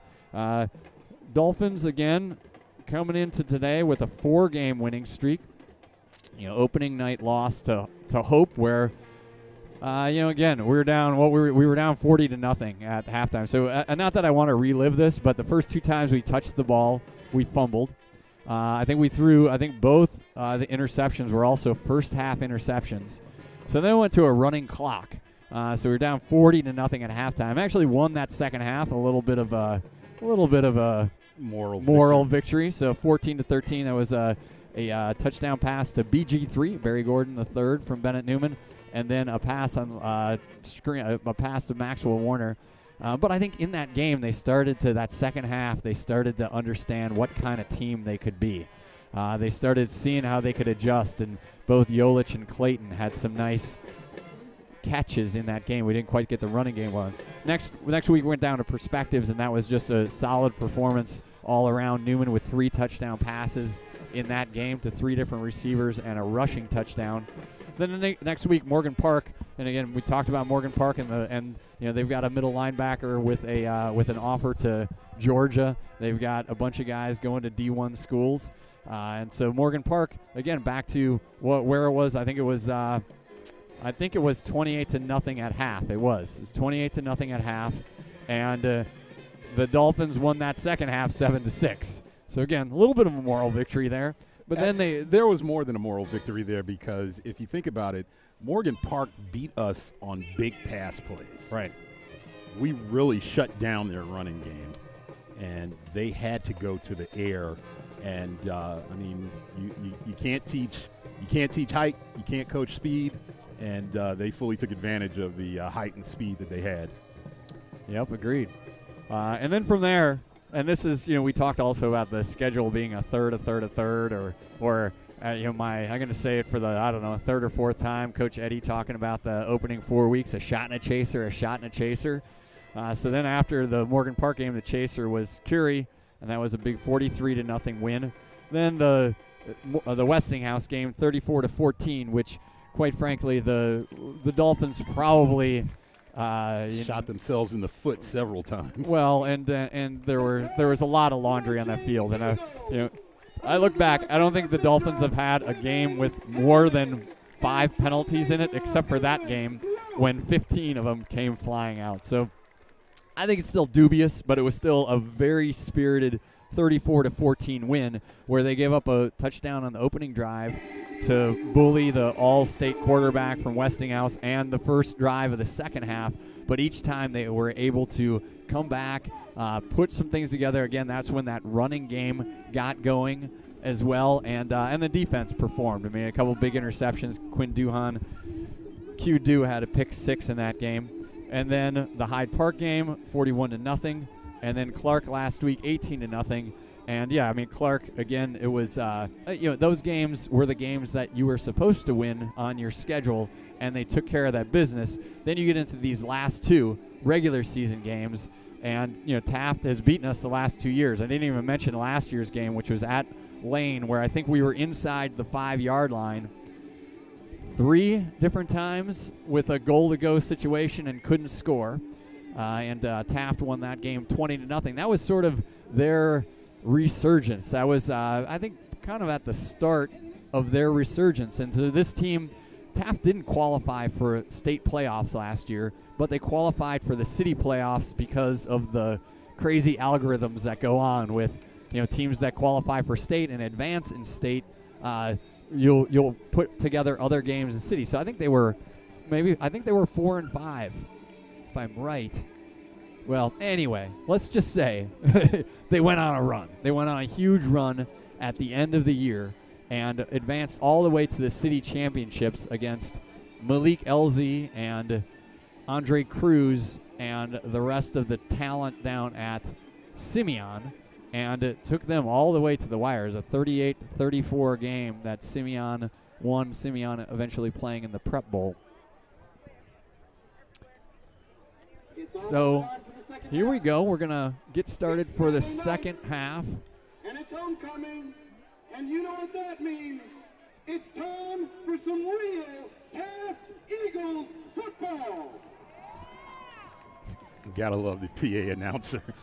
He is definitely dialed in. Yeah, maybe I'll The soccer team, Oh, one of their wins wow. was against Whitney Young. Oh, they're poking the bear, Jason Hockman. They just mentioned the win of the soccer team over Whitney Young. What is that? All right, so here's Tanchev's kick. Line shot taken by Nasir Rankin at the 10. Rankin with a head of steam. He's got a nice return going again across the 40-yard line. Nasir Rankin showing the speed and athleticism. Dolphins return the kickoff out to about the 40-yard line. I think he's catching them off guard. You got to respect Nas. Well, I think they do. If they didn't, they certainly should. So that's Rankin's third explosive play of the game. So a 30-yard return out to the 40 to go along with his free kick return and jet sweep. So the Eagles out on defense. Anthony Hood staying at that Wildcat quarterback position. He's going to keep it, try to get to the outside. He's going to be brought down in the backfield. That's Diesel McFadden. We talked about McFadden having 10 tackles for a loss on the year.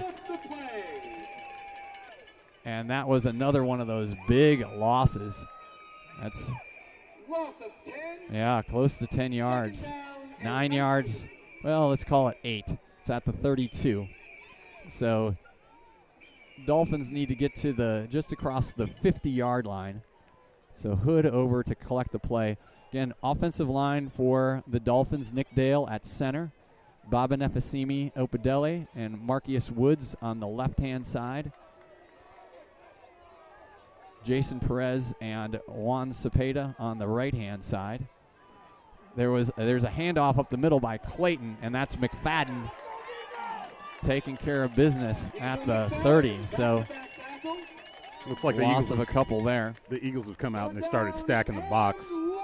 Yep. So they made this the same adjustment. We talked about that Bulls game and them being down at halftime, and what they did in the second half, they shut down the Bulls offense by doing exactly that. So we'll watch it a little closer. They got those 4 down linemen walking the linebackers up. Now they'll probably back off a little bit with the third and long. We'll see. The Dolphins have yet to throw a pass today. Very un-Dolphin-like, but they came in with a plan. Nas Rankin to the high side, 3 receivers on the right. Hood, the quarterback. Hood keeping it. Hood's looking deep. He's got Joseph Gray, who's wide open deep. Joseph Gray with the catch. Carrera chasing him. Gray down inside the 10-yard line. A fumble, and Will DeMille on it. Following up the play. So first pass play, Hood faked the run around the right-hand side. Joseph Gray, the sophomore, got behind his receiver. He was eventually tackled by Javon Evans on the backside. So another explosive play for the Dolphins. Ball, again, heads-up play. I don't know if that would have been whistle dead, but Will the Thrill DeMille came in on the backside and recovered that fumble. So Dolphins in business now. First and goal. Hood, quarterback. Clayton, running back. Hood giving it to Clayton. Reverse. No, it was a reverse to Nas Rankin. He's going to get everybody. Oh, there's going to be a hold. So Nas got the corner of it, but they're going to get a hold on the edge, on the left-hand edge. And so that'll back the Dolphins up 10 yards. Credit coach for a little razzle-dazzle. So it had me fooled. I saw Hood with some nice ball skills there in the fake to Clayton. No, Clayton had the ball. Oh, so it was a reverse. It was a reverse. So I wasn't wrong. I just I was watching Clayton going for the corner, so it was a reverse to. So all of you had that. Everybody that's watching this at home had that. Scott had that. I did not have that, even though I heard about it as a potential trick play this week. So I've got new glasses, so credit my optometrist. Oh, okay. So although it's going to be offsetting penalties. So dead ball foul, unnecessary roughness against Taft. So that takes that off the board. I'm not. Well, actually, okay. So it doesn't. So let's see if they just offset. I guess it's still first down. Okay, so still first down. Yeah, I was watching across. They had it at second, but they changed it to first. So first down. First down. I'll try to watch everything closer here. It's far away from us here. Hood, Rankin in motion. Hood looking for it himself. Hood with a whole convoy. Hood in the end zone for a touchdown. That was Hood on the touchdown run, but that was the offensive line of the Dolphins. And their wide receivers. Taking care of business over on that side. So, well, the touchdown came off on the hold, then basically negated because of the unnecessary roughness call on Taft. So, Dolphins will line up for an extra point here. Conrad, the holder. Barrett, snap, kick, down, and good. Kick is good. This may be the quietest 23-0 performance I think I've ever seen. Well, it has been the Dolphins have just hit the Eagles with explosive plays, and the players are putting it together, but this coaching staff of Daniel Finger, Eddie Boucher, Connor O'Donnell, I'm just naming the coordinators. I could get through the whole coaching staff, but man, they're putting it together today. They are dialed in. They are dialed in. They've watched film. They've seen, and again, we talk about where Taft has maybe a vulnerability up the middle, and so they were hammering on that, and then hitting with the Rankin jet sweep, and then on this last one, again, not changing plans even at the 3rd and long, right? And I think Taft thought, okay, they've got a 3rd and long here. They're going to be happy to just, live another day, let Anthony run, and Anthony hooks up with Joseph Gray on the long reception. So kick is back, fielded at the 10-yard line, and there's nice tackle. Let's try to get the number on that. That was a great special teams tackle. Rivera on the return. I don't know if that was Barry Gordon maybe on the tackle or Dominic Duenas. I mean, there was a pot somebody made a really nice tackle. Right. Because I think it was number 40. Okay, so that's Joseph Gray. And he made a great tackle on the opening kickoff. So Gray is having himself a day. I see what you see what I did there? Yeah, I see what I did. All right, so Padilla, the running back, next to Logan Roman. So Roman, the sophomore, has shown a lot of handoff to Padilla. Oh, my goodness. Luke Yolich. Luke Yolich was in the huddle. So that snap was a little bit high, so it kind of threw off the timing on that play. But Luke just firing through from his linebacker position. That should go on a tape for form tackle. Put it on him. Didn't give a chance for Padilla, who can be elusive. Didn't give him a chance to do much. So we'll see. D-line right now, Dale, Marcus Woods, Bobanef Simeopadele. Roman rolling to his right. Aaron Champion on the run behind him, and he brings him down. Do we get a flag for intentional grounding? Well, he was outside of the pocket. Oh, okay. So outside of the pocket, he was able to throw it away. So heads-up play by Roman. Aaron Champion from the backside. No, the flag came. The ball didn't cross the line of scrimmage. Oh, there you go. Nicely done, Scott Clayton. Nicely done. So you are right. So that penalty, we'll make sure that they make the call before something crazy happens here. We've seen crazier things happen. But that was Aaron Champion, the junior outside linebacker, putting on the speed, getting to the outside, and forcing Roman to throw the ball away, which, yes, because he did not get it back to the line of scrimmage, it's going to bring up 3rd and about 17. The Eagles need to get out to their 37-yard line for a first down. So Roman is quarterback. He's got 2 receivers left and right. That's Carrera in motion to his right. There's some pressure by Harrison Gassa ball over here completed. And we're going to get Roughing the passer. roughing the passer, maybe. So I think it was, I don't know who was at the end of that, Baba Nefesimi Opedele or Harrison Gossa, but the flag came down in the backfield, and I know Roman is down, so we'll have to see. I think it was, yep, so roughing the passer. So this will not be a first down. I think it will be a 15-yard pickup.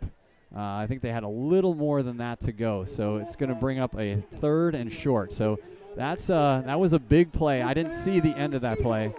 And they're saying first down, but I'm not quite sure. I guess they are moving the chains, but it's not a first down. So I'm not going to listen to the public address announcer.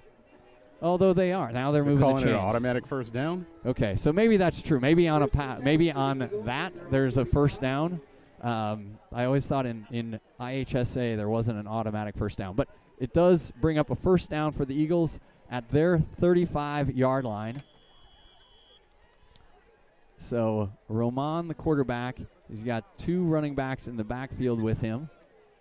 Maybe looking for a little extra possession. Ball's on the ground again. I think Carrera picks it up. Champion there initially. There was a meeting of Dolphins. There was a meeting of Dolphins. I think that was Jason Perez and Champion throwing a sandwich on the Taft running back. So Taft has had some trouble on that center quarterback exchange. I mean, it's just when that snap's not right on, it's causing just the operation. My friends, is not as efficient as what it needs to be when that happens. We've got a fine mist falling, so I'm wondering if that played a factor in it.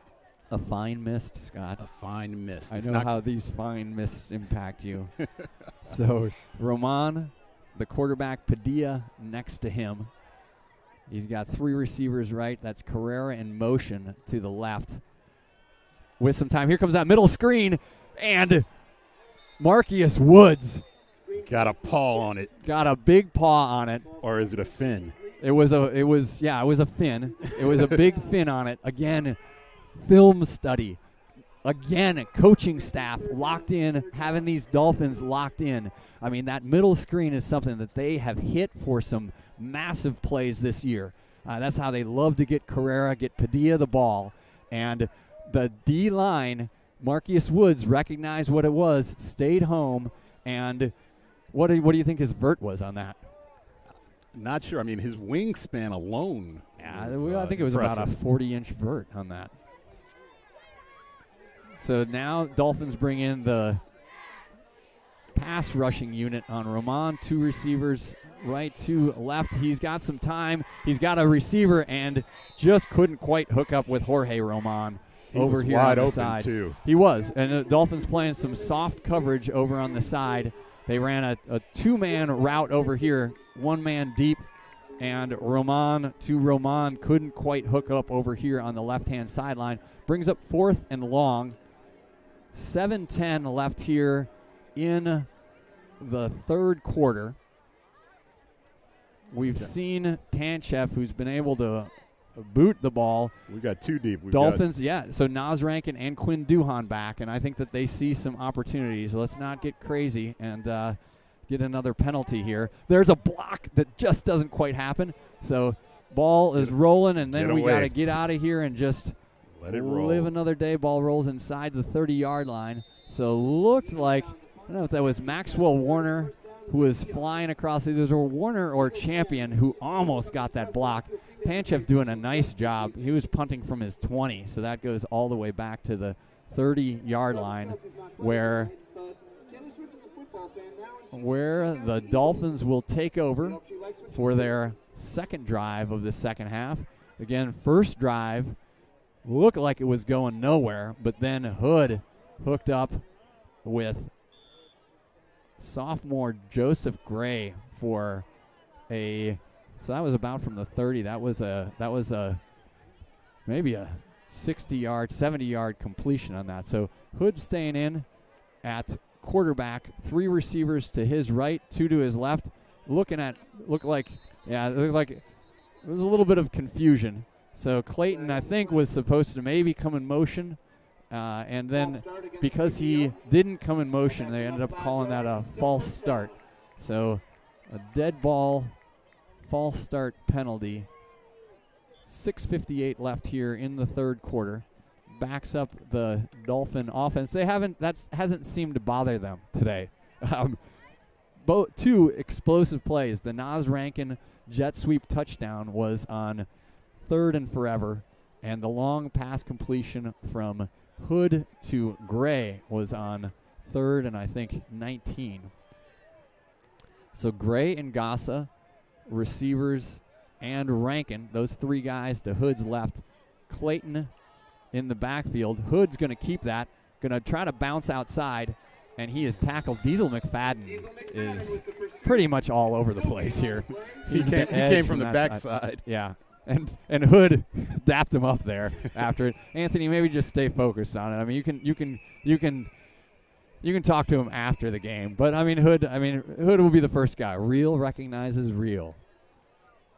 And there's been a good deal of respect on both sides of the ball. And, this officiating crew, compared to last week, anybody would be better. But sure. This crew has been consistent.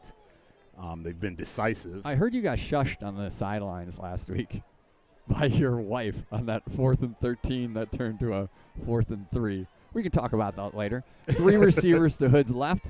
He's going to take that right up the middle, looking for a spot. He's got a few yards there. Tanchev brings him down at the 35-yard line.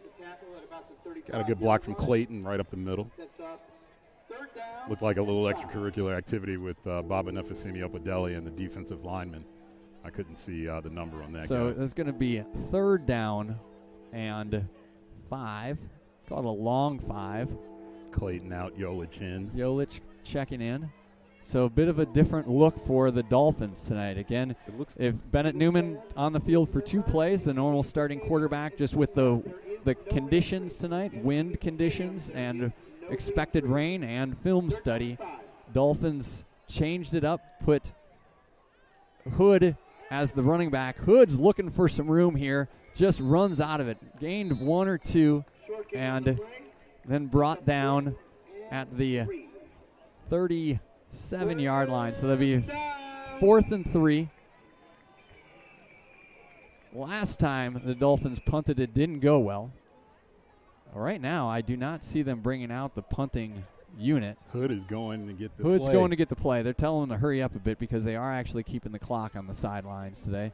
So 4th and call it a long 2, short 3. So Riverboat Dan Finger, Riverboat Eddie Brochet, his co-captain and offensive coordinator. Rolling the dice. Rolling the dice. Now, if Newman were here, we kind of know what would be coming. We'll see if Hood does the same thing. And that is the hard count. See if you can get Taft to jump here on 4th and 3. Nope, Hood's going to keep it. Oh, blitzer right up the middle. Blown up by number 8, Jacob Szymanski. Szymanski, a transfer from Lincoln Park, who we saw a few years ago.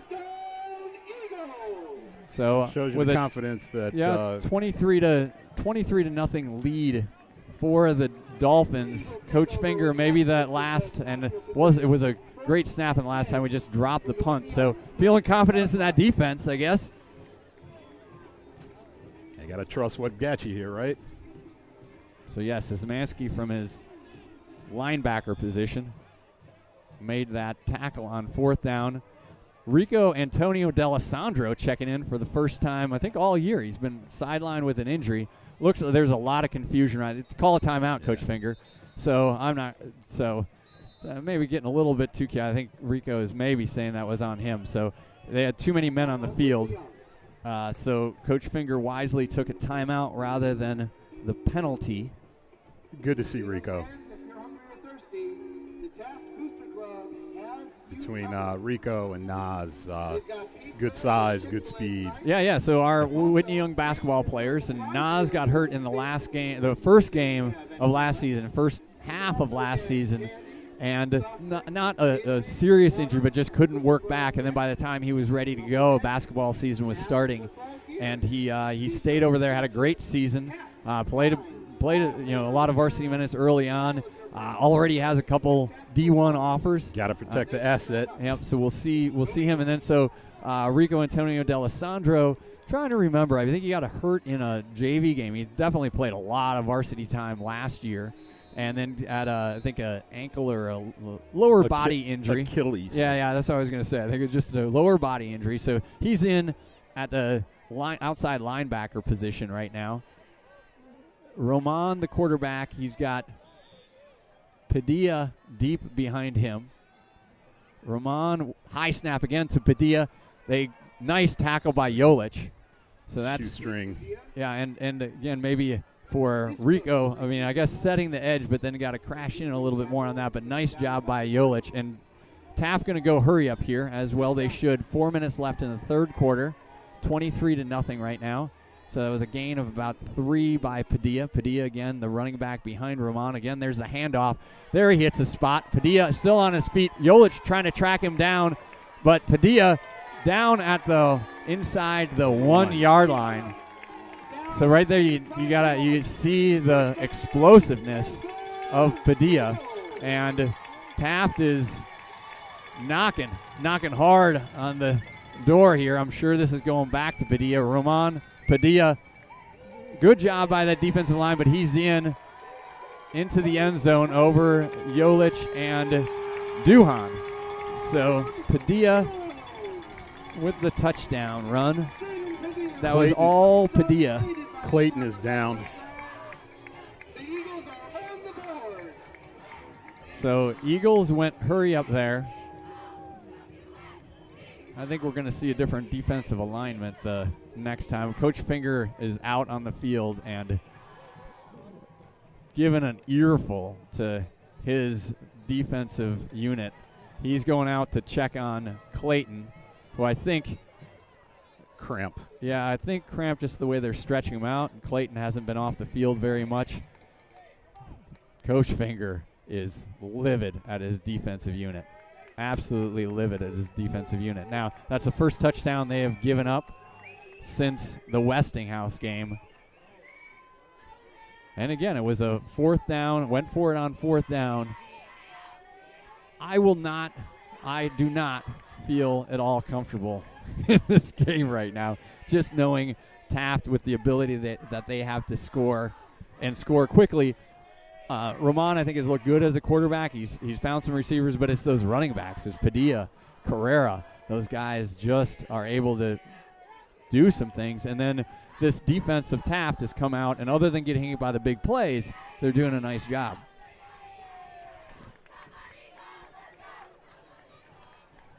So the Taft crowd has come alive a little bit.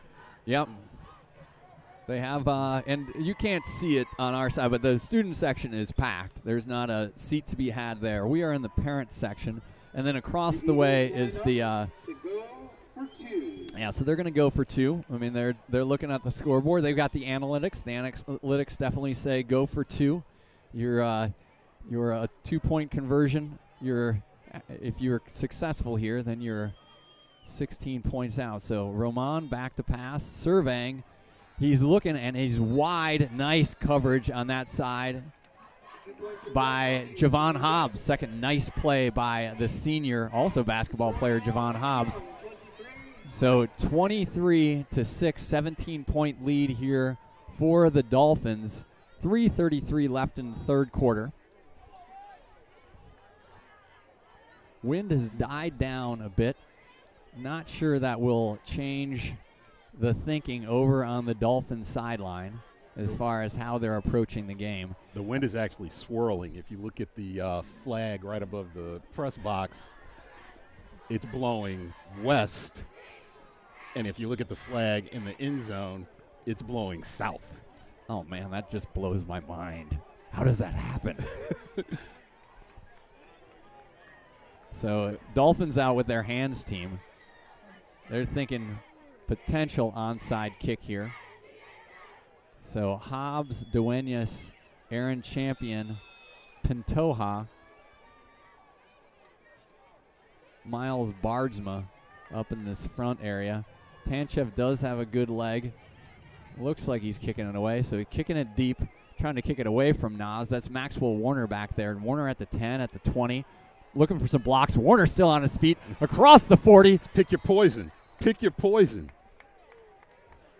So great job on returns all night for the Dolphins. The explosive plays have come from these special teams. Maxwell Warner just hitting the Jets, going north and south. Actually went south to north. Either way. But you get what I'm saying. Yeah, and amazingly, it didn't take him long to get up to speed. There's a ton of athleticism and speed. Warner, Rankin. So Hood at quarterback, Jolich behind him. Looks like, again, some motion there.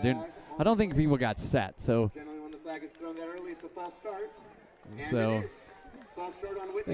just got to settle down a little bit here for the Dolphins. I think, I don't know if Hood saw something he liked there. I think he rushed it out of his QB position and didn't get his guys set. So, again, these it's been a much different game than what we typically see out of the Dolphins, right? I mean, normally you got Newman at quarterback, and we haven't seen some of those procedure type penalties. So Will DeMille, wide receiver here, 3 to the top side. Hood with Jolich next to him. Hood running to the left, looking for an area. He's got room. He's outside across the 45, ushered out of bounds. Let's see if there's Taft playing to the echo of the whistle there. I don't know that I've ever heard that. I'm going to claim that. I think I came up with that like 3 years ago against Westinghouse. 2 years ago against Westinghouse. So Hood with a nice first down pickup. So that was over 10 yards, about a 12-yard run, 12-yard run on first down. So not just hammering it up the middle. Hood with Jolich behind him, 3 receivers left. Handoff to Jolich. Jolich is going to be met and dropped immediately by the middle of that Taft line. Taft has definitely tightened up the center of that defensive line. So we're going to bring up third down. They're marking the ball at the 47. Looks like the Dolphins need to get it to what, the 52, Scott? That's about right, yeah. All right. My good friend Scott Clayton here, making sure we got these yardage right. So or the 48. 3 receivers, right, 1 left. Snap to Hood. Hood with some room. Hood to the outside. Hood across the 30. Hood to the 20. On his way to the end zone, Anthony Hood. Are they saying he stepped out? Oh, yeah, they're marking him. No, that's. What? What? How did Anthony Hood step out of bounds after he was all alone out there? Crazy. I think it was a touchdown. If anything, I thought they had him. He stepped out at the 10. It's a touchdown. It was a touchdown. Where was the signal? Oh, wow. They never signaled Where was the signal? I mean, everybody was looking around, and this public address announcer is so Anthony Hood. A little biased, maybe? Well, I don't know. He's just maybe blind. No, I'm sorry. That was terrible of me to say. So, snap is going to come from 4-star center, long snapper Ben Barrett to Von Conrad. The snap is down. The kick is up. The kick is good by Solomon Bradley. The extra point is good. The Dolphins lead the Eagles. So here that cost me my touchdown call on that because the official came running down and he was pointing. He had his hand up. out and he was pointing. And I never saw at least an official on that side of the field give the touchdown signal. But, hey, how about that? We'll take it. How about that? Anthony Hood, again, a third down play. Third down conversions tonight have just been clicking for the Dolphins offense. So Hood, the Wildcat quarterback, putting it on the board for a touchdown. And I guess if you tighten up the middle, it softens up the edge. Hey, that's that sounds like something that we can market. That sounds like a donut. It's an opposite of a donut. What's the opposite of a donut? I don't know. Let's just concentrate on what's going on the field. You're blowing my mind. The wind is still swirling, man. Pop-up kick by Bradley. And it's on the Fumbled, ground. but picked up.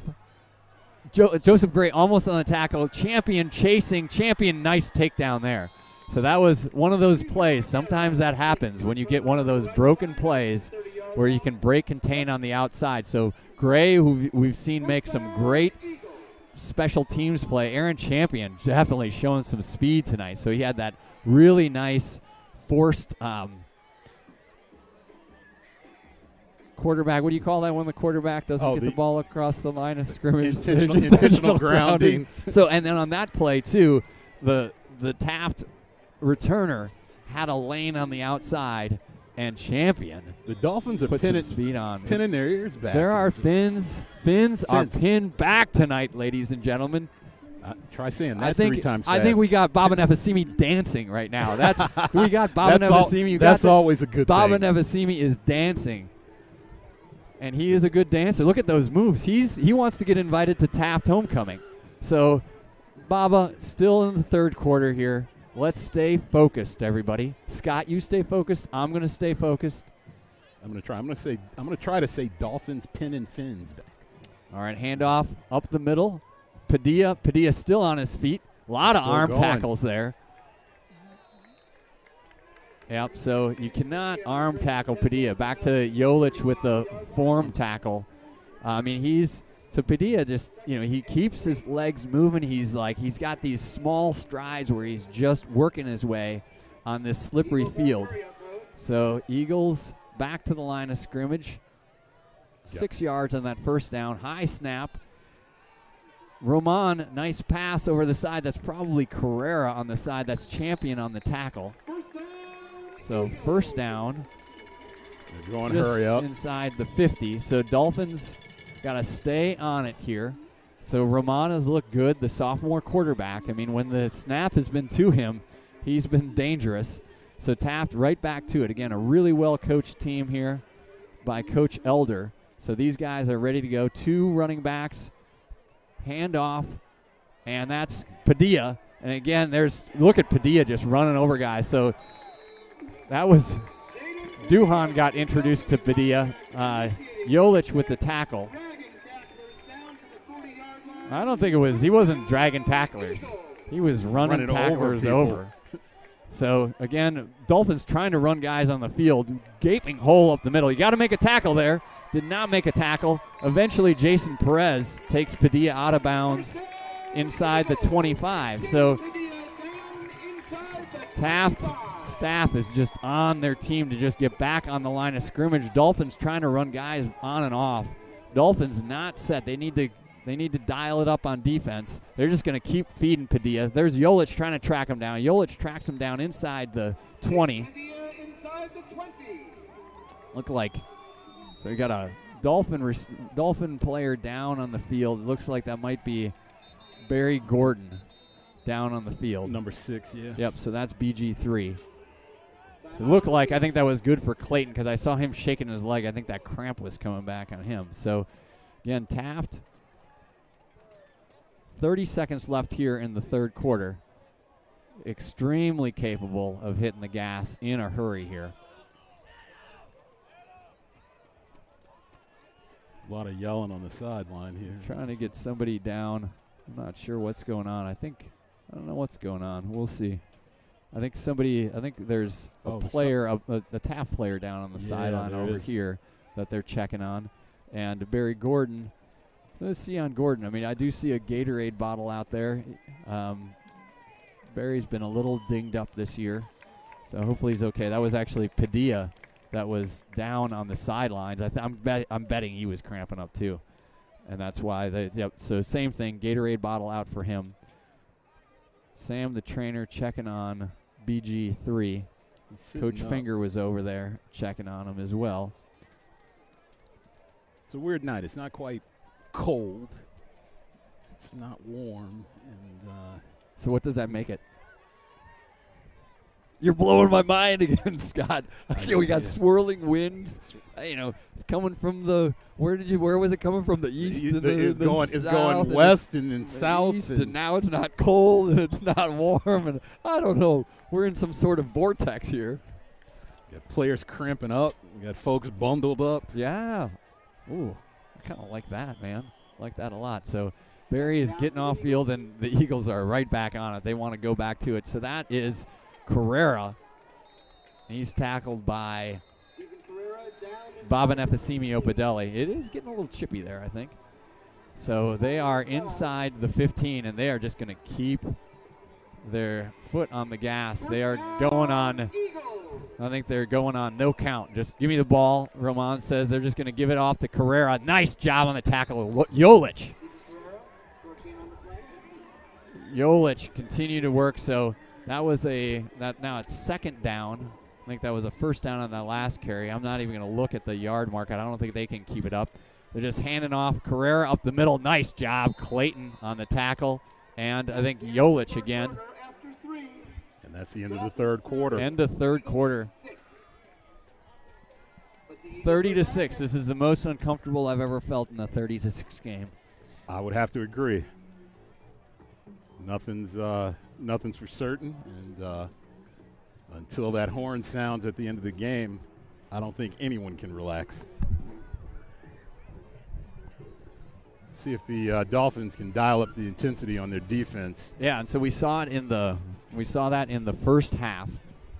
End of the first half, where Taft had a first and goal at about the 5, and the Dolphins were able to stop Padilla short on the first 2 runs, and then 2 incomplete passes to end that. Got a little Michael Jackson going over the sound system. Are you dancing? I am not.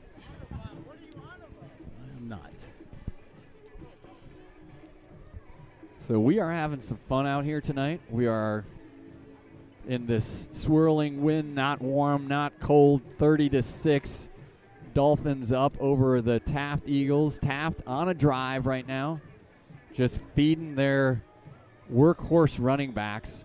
So number 2 is Jaden Padilla. Both these guys are juniors, so we're going to see them for another year. Padilla and Carrera. They probably, and Roman's had a couple, a run and some good passes as well. So Taft showing a little bit. He's going to pass here. He's rolling to his right. He's got a receiver. Joseph Clayton just kept closing down on him. Clayton. And he's down. He's cramping. Yep. He is down again immediately on that. So Clayton probably cramping up on that. That was stretching him out right away. I thought that Roman had a receiver in front of him. I think he was probably trying to dial up something bigger. He was trying to dial up the TD pass. He could have taken his safety right in front of him. I think that was number 17, Rhett Nunez. So Roman, the sophomore, came in completing 55% of his passes, 13 touchdowns, 9 interceptions on the year. They're giving Clayton a banana.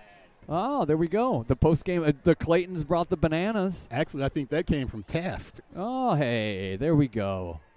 There we go. I mean, as much as there's some sketchy things going on, I have to say they were great. I mean, I think I mentioned on the open, everybody here today really was helpful in our setup. We had a lot of things to bring over, both in setting up sideline tents, setting up the live stream, and a lot of helpful people let us drive over the curb, get the car real close to the parking lot here. So a young lady helped us carry the box of fruit in. Yeah. So, and at the end of the day, we're all Chicago Public League. I'm sure you always hear some stories after the game about what goes on in the trenches. Not necessarily nice. Some of the words that are used are things that we maybe shouldn't be saying. Hey, I've always heard that profanity is a sign of intelligence. What the hell? It's true. It's true. All right. 4th down. Roman, receivers left and right. Blitz up the middle. Baba Nefasimi has got him. And they're going to call that a backwards pass. Oh, so the ball, I think, okay, so they're calling it incomplete. I think the flag is going to be for intentional grounding. And that was Baba Nefasimi chasing down Roman. Baba turned on the Jets. Like a G6. Let's make sure, yeah. We've got a Taft player down on the Whitney Young sideline.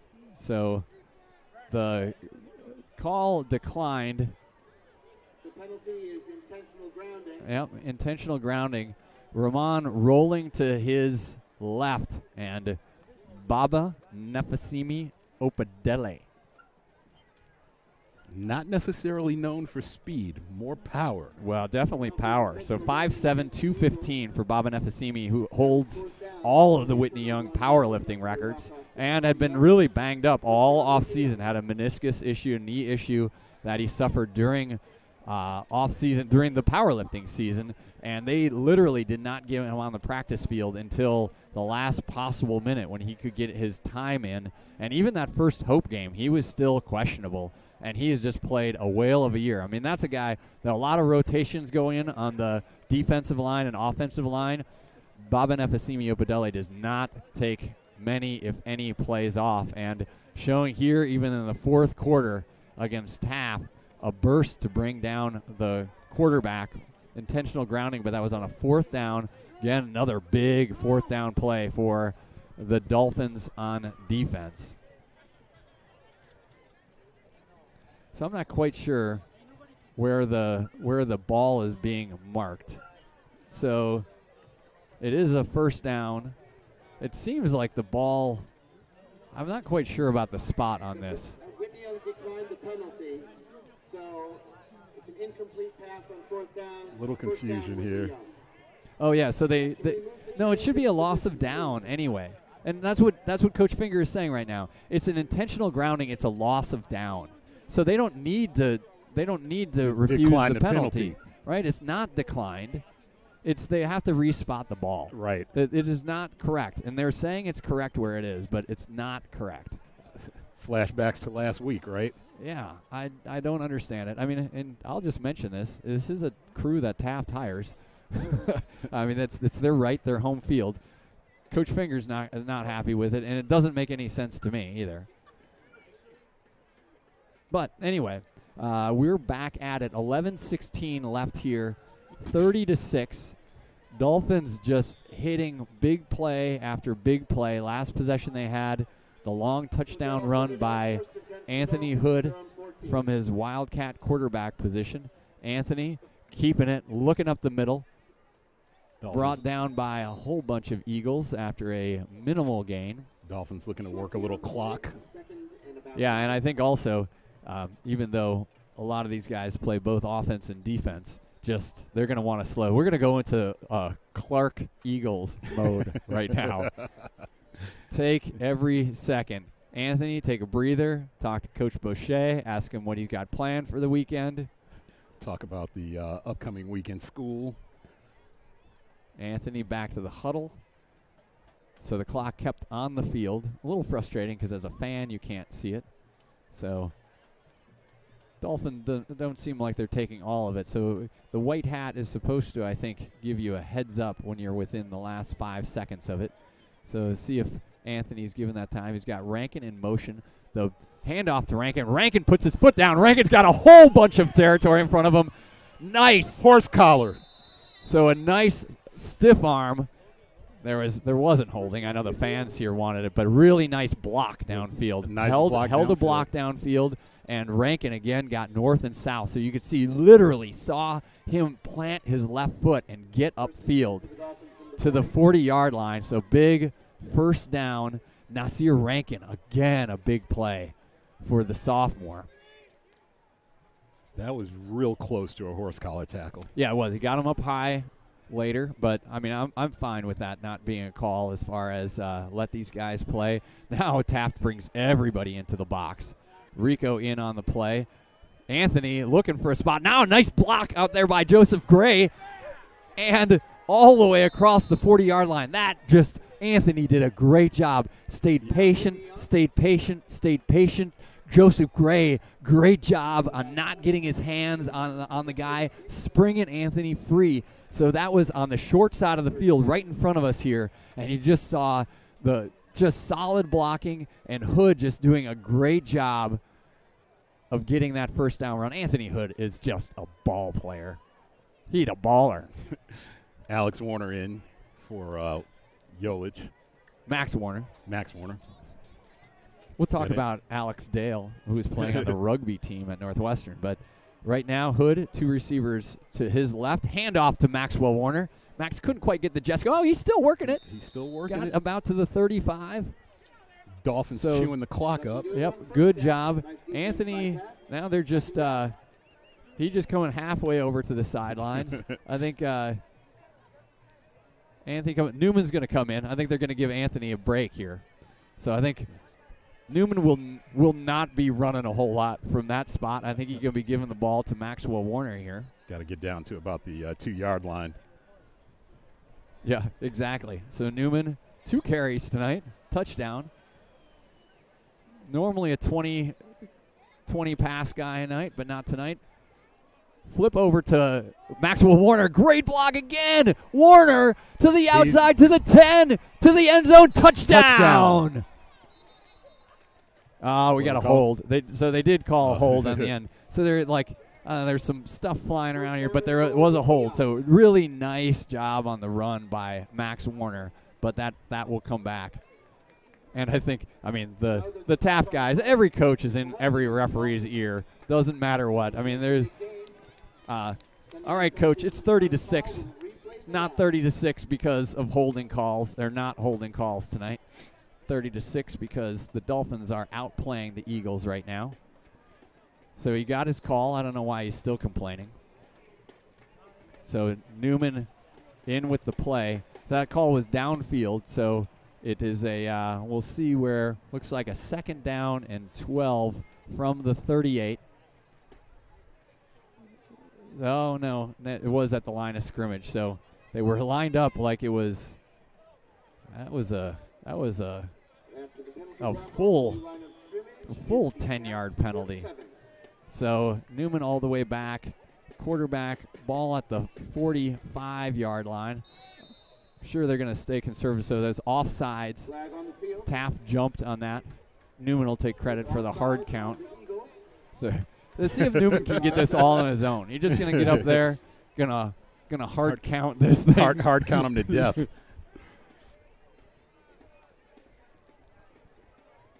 So I can't quite see it. We're still talking. I don't know where that hold, because that hold ended up being more than 10 yards. Right, but I thought it wasn't a spot foul. I don't know.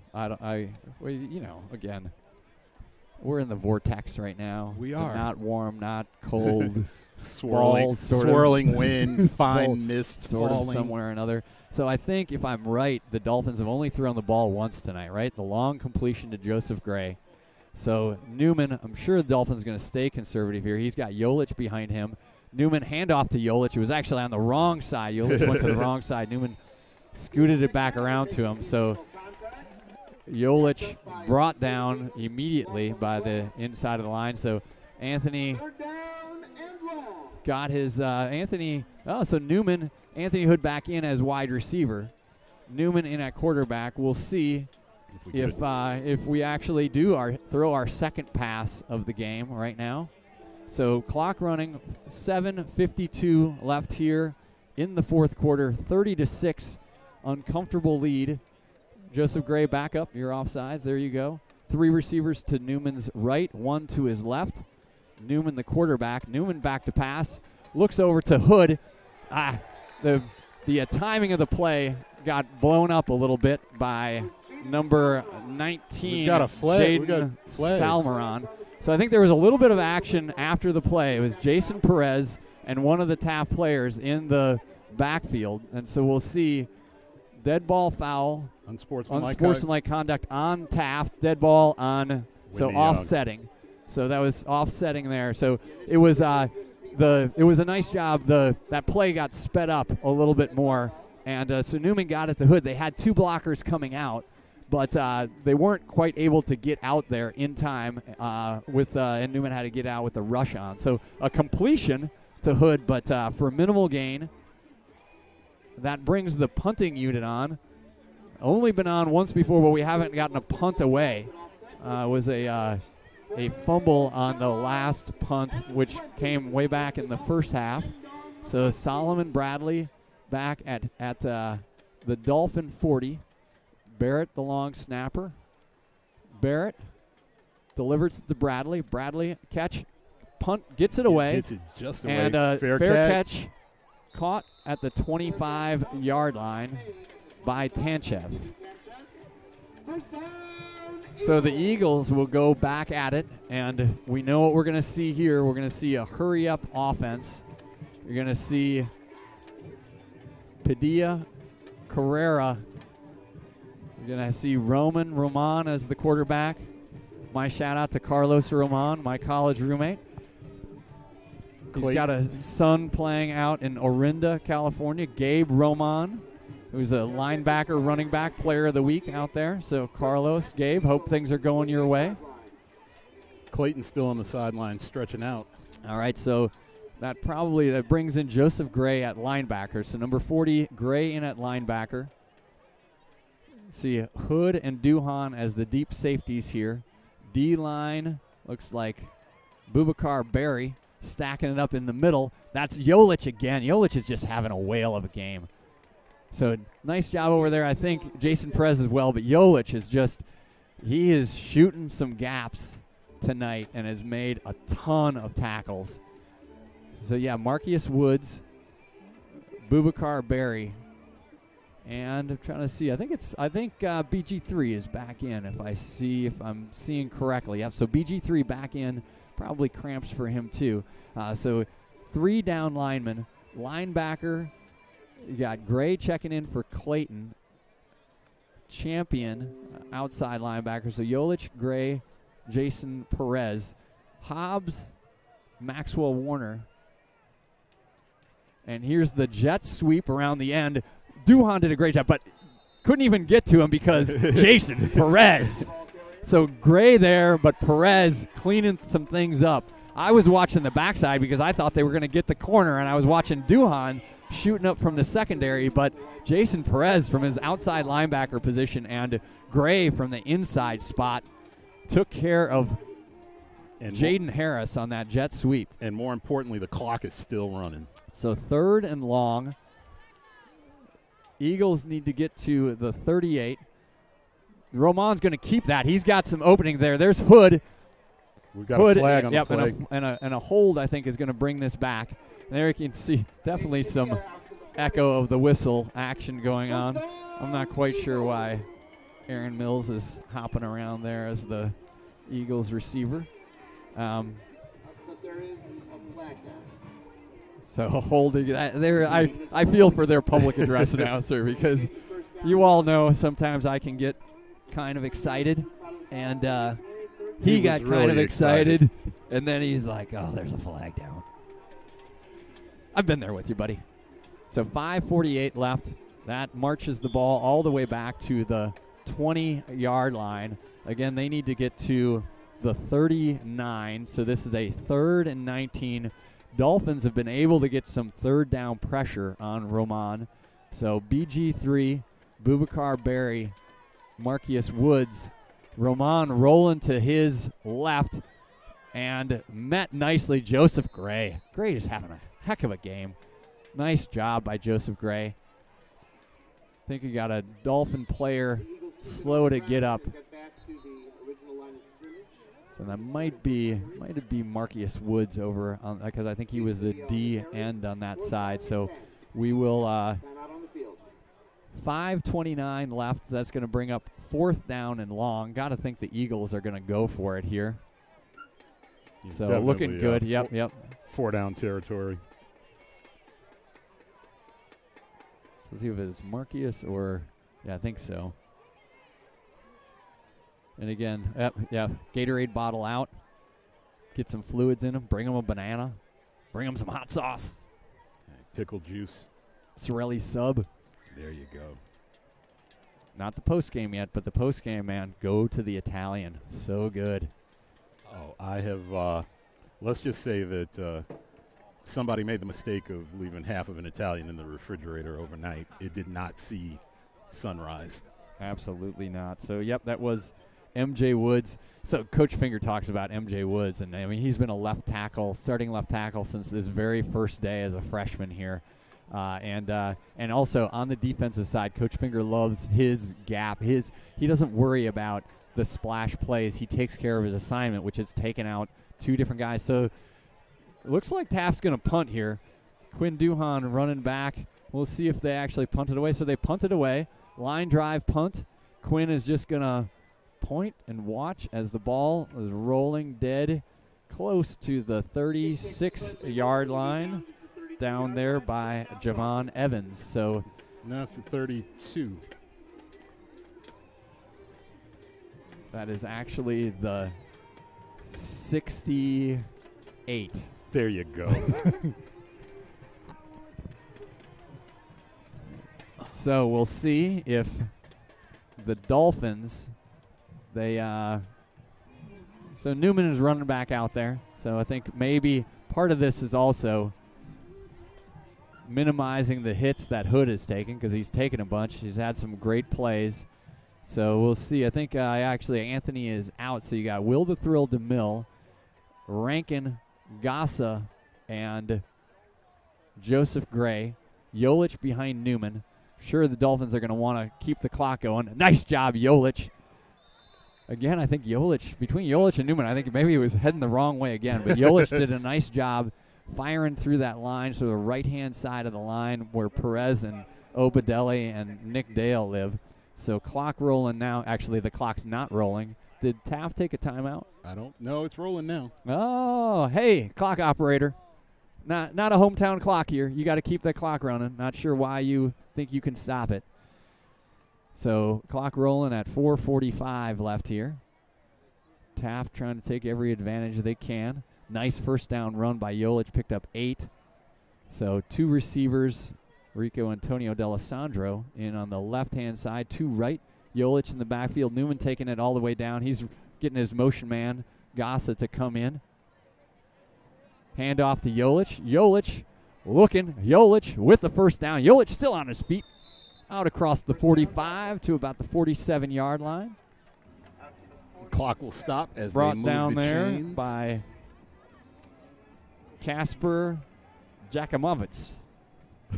I'm not going to call him out again. I'm sorry, man. Stick with Casper. Casper. Yeah, I know. Well, I always had to think so.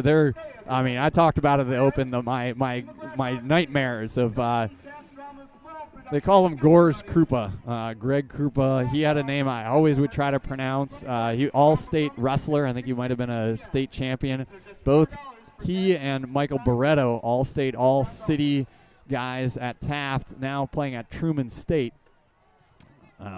So a lot of talent on that field. Yolich continue to work upfield, gets across the 50 to the 46-yard line.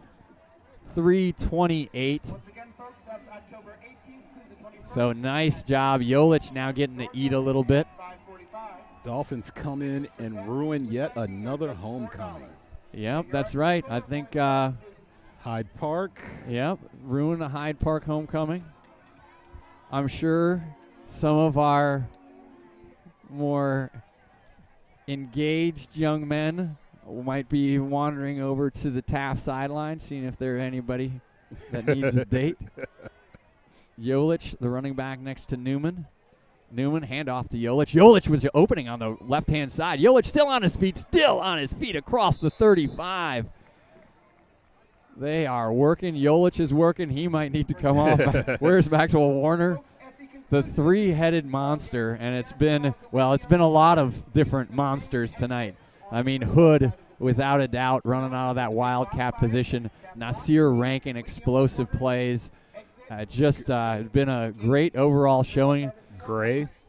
Joseph Gray, long pass, so that was a pass from from Hood to Gray on a 3rd and long. He's having a career day. He absolutely is. And you knew that breakout was happening. He is a super conscientious guy, really working hard in the offseason, working hard all season, and he's showing it tonight.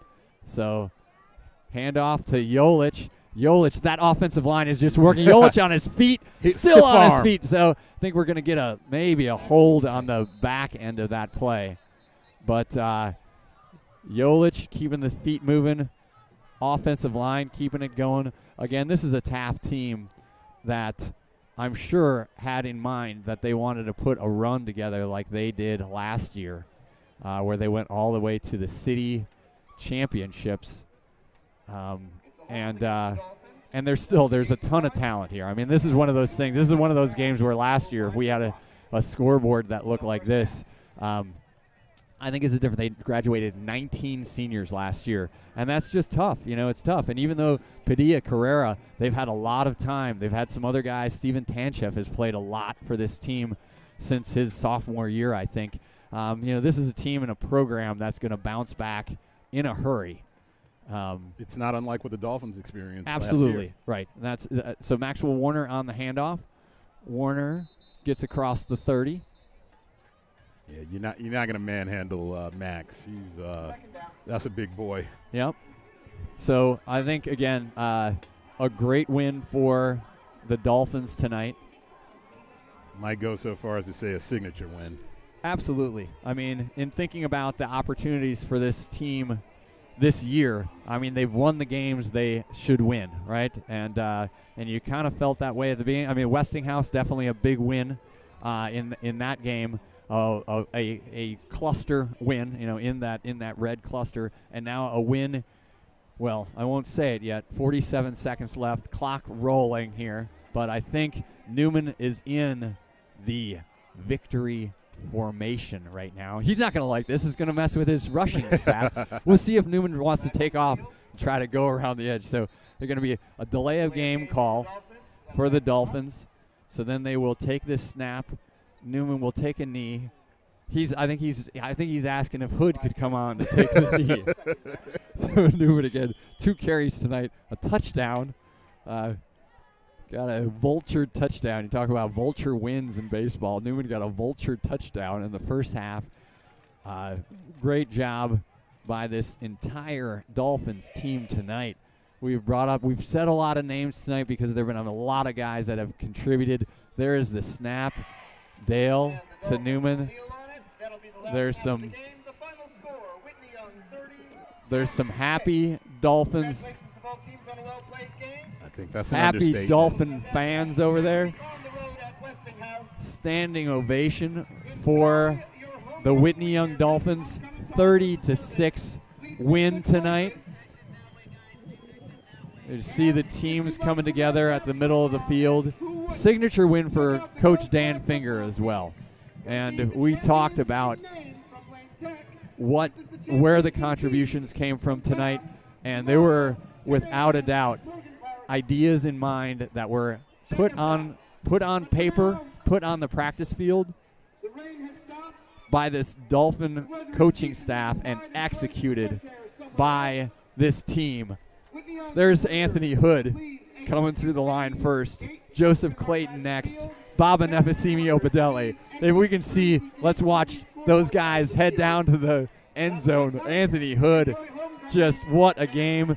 Bennett Newman. Hey, if Patrick McHale, if you're out there, the Dub Shades are along tonight. The Dub Shades are coming out. Newman, Hood in the end zone. Clayton is still cramping. Cramping up, trying to get down to the end zone. I mean, I'm just looking at all these guys. Javon Hobbs, some big plays early, some pass breakups.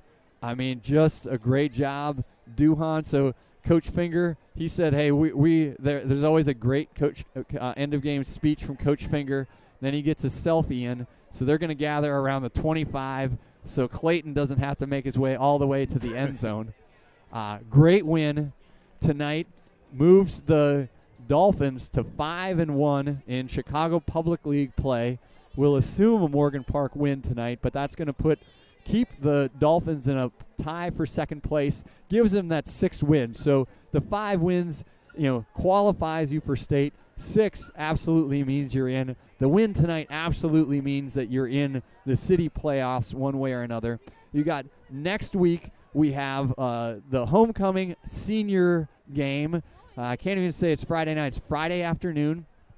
4 o'clock game Friday afternoon out at Rockne Stadium. I think it might be 4:15 anyway. We'll update you. So that's a big game. We'll get more into Bulls. I mean, they've been a surprising team as well this year. The Dolphins have been a surprising team. I mean, maybe not to us, and I don't think to them. I think when they saw the schedule at the beginning of the year, they knew that this was a must-win. They knew it was a must-win, but I also think they knew they could win it, and they did it. So I want to thank, first of all, my daughter Ellison tonight for helping me set up all the things. We anticipated rain. Instead, we had a swirling wind and a not warm, not cold night. Thank Ellison. Thank the Whitney Young Dolphins family. So Principal Ricky Harris, Athletic Director Chris Cassidy, Remy Vaudel. We don't. It's too bad that we can't show people the pod that we put you in. Remy came up and he said, "Is this OSHA approved?" And it's absolutely not. So we have this pod. It's this tent is supported on 15 buckets from Home Depot and a thin sheet of plywood. I've got Remy roped in to the back fence here. I was a little worried. He jumped in there, no hesitation tonight, and has enjoyed himself in there. Scott, thanks a lot for being on the call with me tonight. A heck of a lot of fun. Everybody enjoy this win. Enjoy the weekend. And then let's get back at it. Let's get back at it Friday night. Dolphins, again, big winners here tonight on the road at Taft. The selfie being taken now. Everybody have yourself a great weekend. Go Dolphins. Go Dolphins.